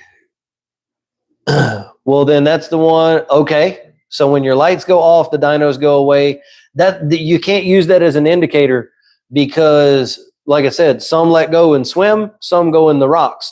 All of them look better when the lights are off. So that's not a determining factor. That's why we can't use it to ID them. It sucks, but I wish we could do more. Are you in the United States? Just by question, Ganja City? Just realized what your name was. He might have went off. He said that he had to go. So there he is. He came back. Yeah, let me know if you're in the USA. If you are, maybe you can send me a sample and I can ID it for you. Just wanted to say thanks. Getting back into the aquarium hobby, new into the salt reef. Your series of videos has been really informative. Happy to have you. That's awesome. Make sure you're in the Facebook group too. And if anybody is here right now, you're listening to this, it's been awesome. It's been fun. We've had a good time and you're not subscribed, please subscribe to the channel. That is one of the best free ways that you can help support Reef Rookies and help this thing grow. How much Rowaphos should I use in a homemade reactor? Actual water volume is 11 gallons. I don't remember the conversion. What I would recommend is that you read the instructions on the Rowaphos container because there's a formula that you use to figure out how much of that stuff you use by volume. And I don't remember what it is. I'd have to do the math. Connie says, yeah, I did. The carbon dosing finally got the phosphates to show up, but the nitrates won't go away. Okay. Good. So, yeah. Microscope it is. Yes, I am. Michigan. Ganja, send me an email. Just put the email address in the chat. Email is in the chat. Send me an email and we can set that up. You can go to Petco and get a water testing tube. You can take a sample of the brown gunky stuff that you have in your tank, put it in the tube, fill it up with water, cap it, tape it shut, and then send it to me and I'll try to ID it for you and we'll get that going. I'm thinking about offering it as a service, like a paid thing that I offer to people because my time is valuable and I'm not making money doing this yet. It's yeah, right now it's costing money. But so anyway, we're not here to talk about money. My brain just runs off at the mouth sometimes. Let's see. I lost almost everything except my bubble coral. Ah, that sucks. I hate to hear that. That's never a good. 10 minutes. Yeah, 10 minutes. All right. Never a good situation when you're losing things like that. Would your water test require special shipping? No, nothing. You talking about microscope ID something? No, nothing special. Literally just in the sample tube, tape it shut. Usually I tell people to wrap a few paper towels around it, put it in a box, send it to me. No big deal. Get into reefing. You will have no money. Nothing to discuss. Facts. Very true. Oh, and look, yeah, you want to talk? I'm over here talking about, we don't have We have wild dreams. we have wild dreams. Let me show y'all something that we're hoping we can bring to fruition one day. So a few of y'all probably know about this already. So this is a house plan. This is a scale accurate drawing of my, let me do something right quick. Hang on. This is a scale accurate drawing of my house. You don't need to move. I just need a pen. Yeah, here's a pen. So, all right, wait a minute. Y'all give me a minute. What? Nothing. Go ahead. I'm just shading in where the Okay, current tank that's is. fine. Oh, there's Susie. So, right there. All right. And I'm going to outline this one so it's a little easier to see. Hang on, everybody. I'm coming back. Okay, that's good enough. That's my special. Baby was talking to him, but don't mess up my plan. Here I come. Okay. All right, let's see. Getting into reefing. Oh, yeah. But all your videos have been educational. You're an absolute legend. Man, I appreciate that. And look, don't get me wrong. There is a little bit of money coming in from YouTube and my 3D prints and stuff like that. But it hasn't reached the point where it's paying for things. The hobby is still costing me money.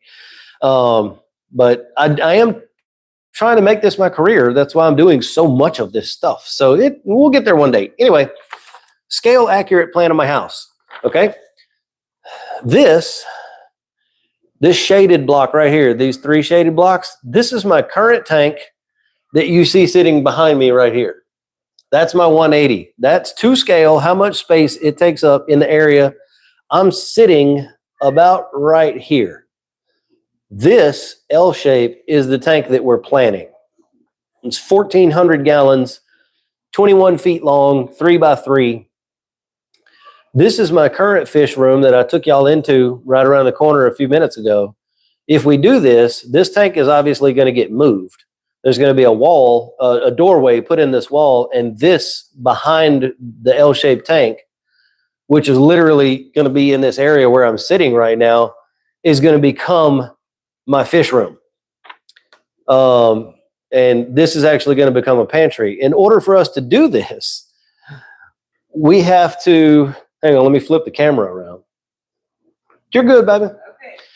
In order for us to do this, all of that you see right there, this wall, the fridge, and all of that has to move. And that island over there also has to move as well. So it's gone. It was quick.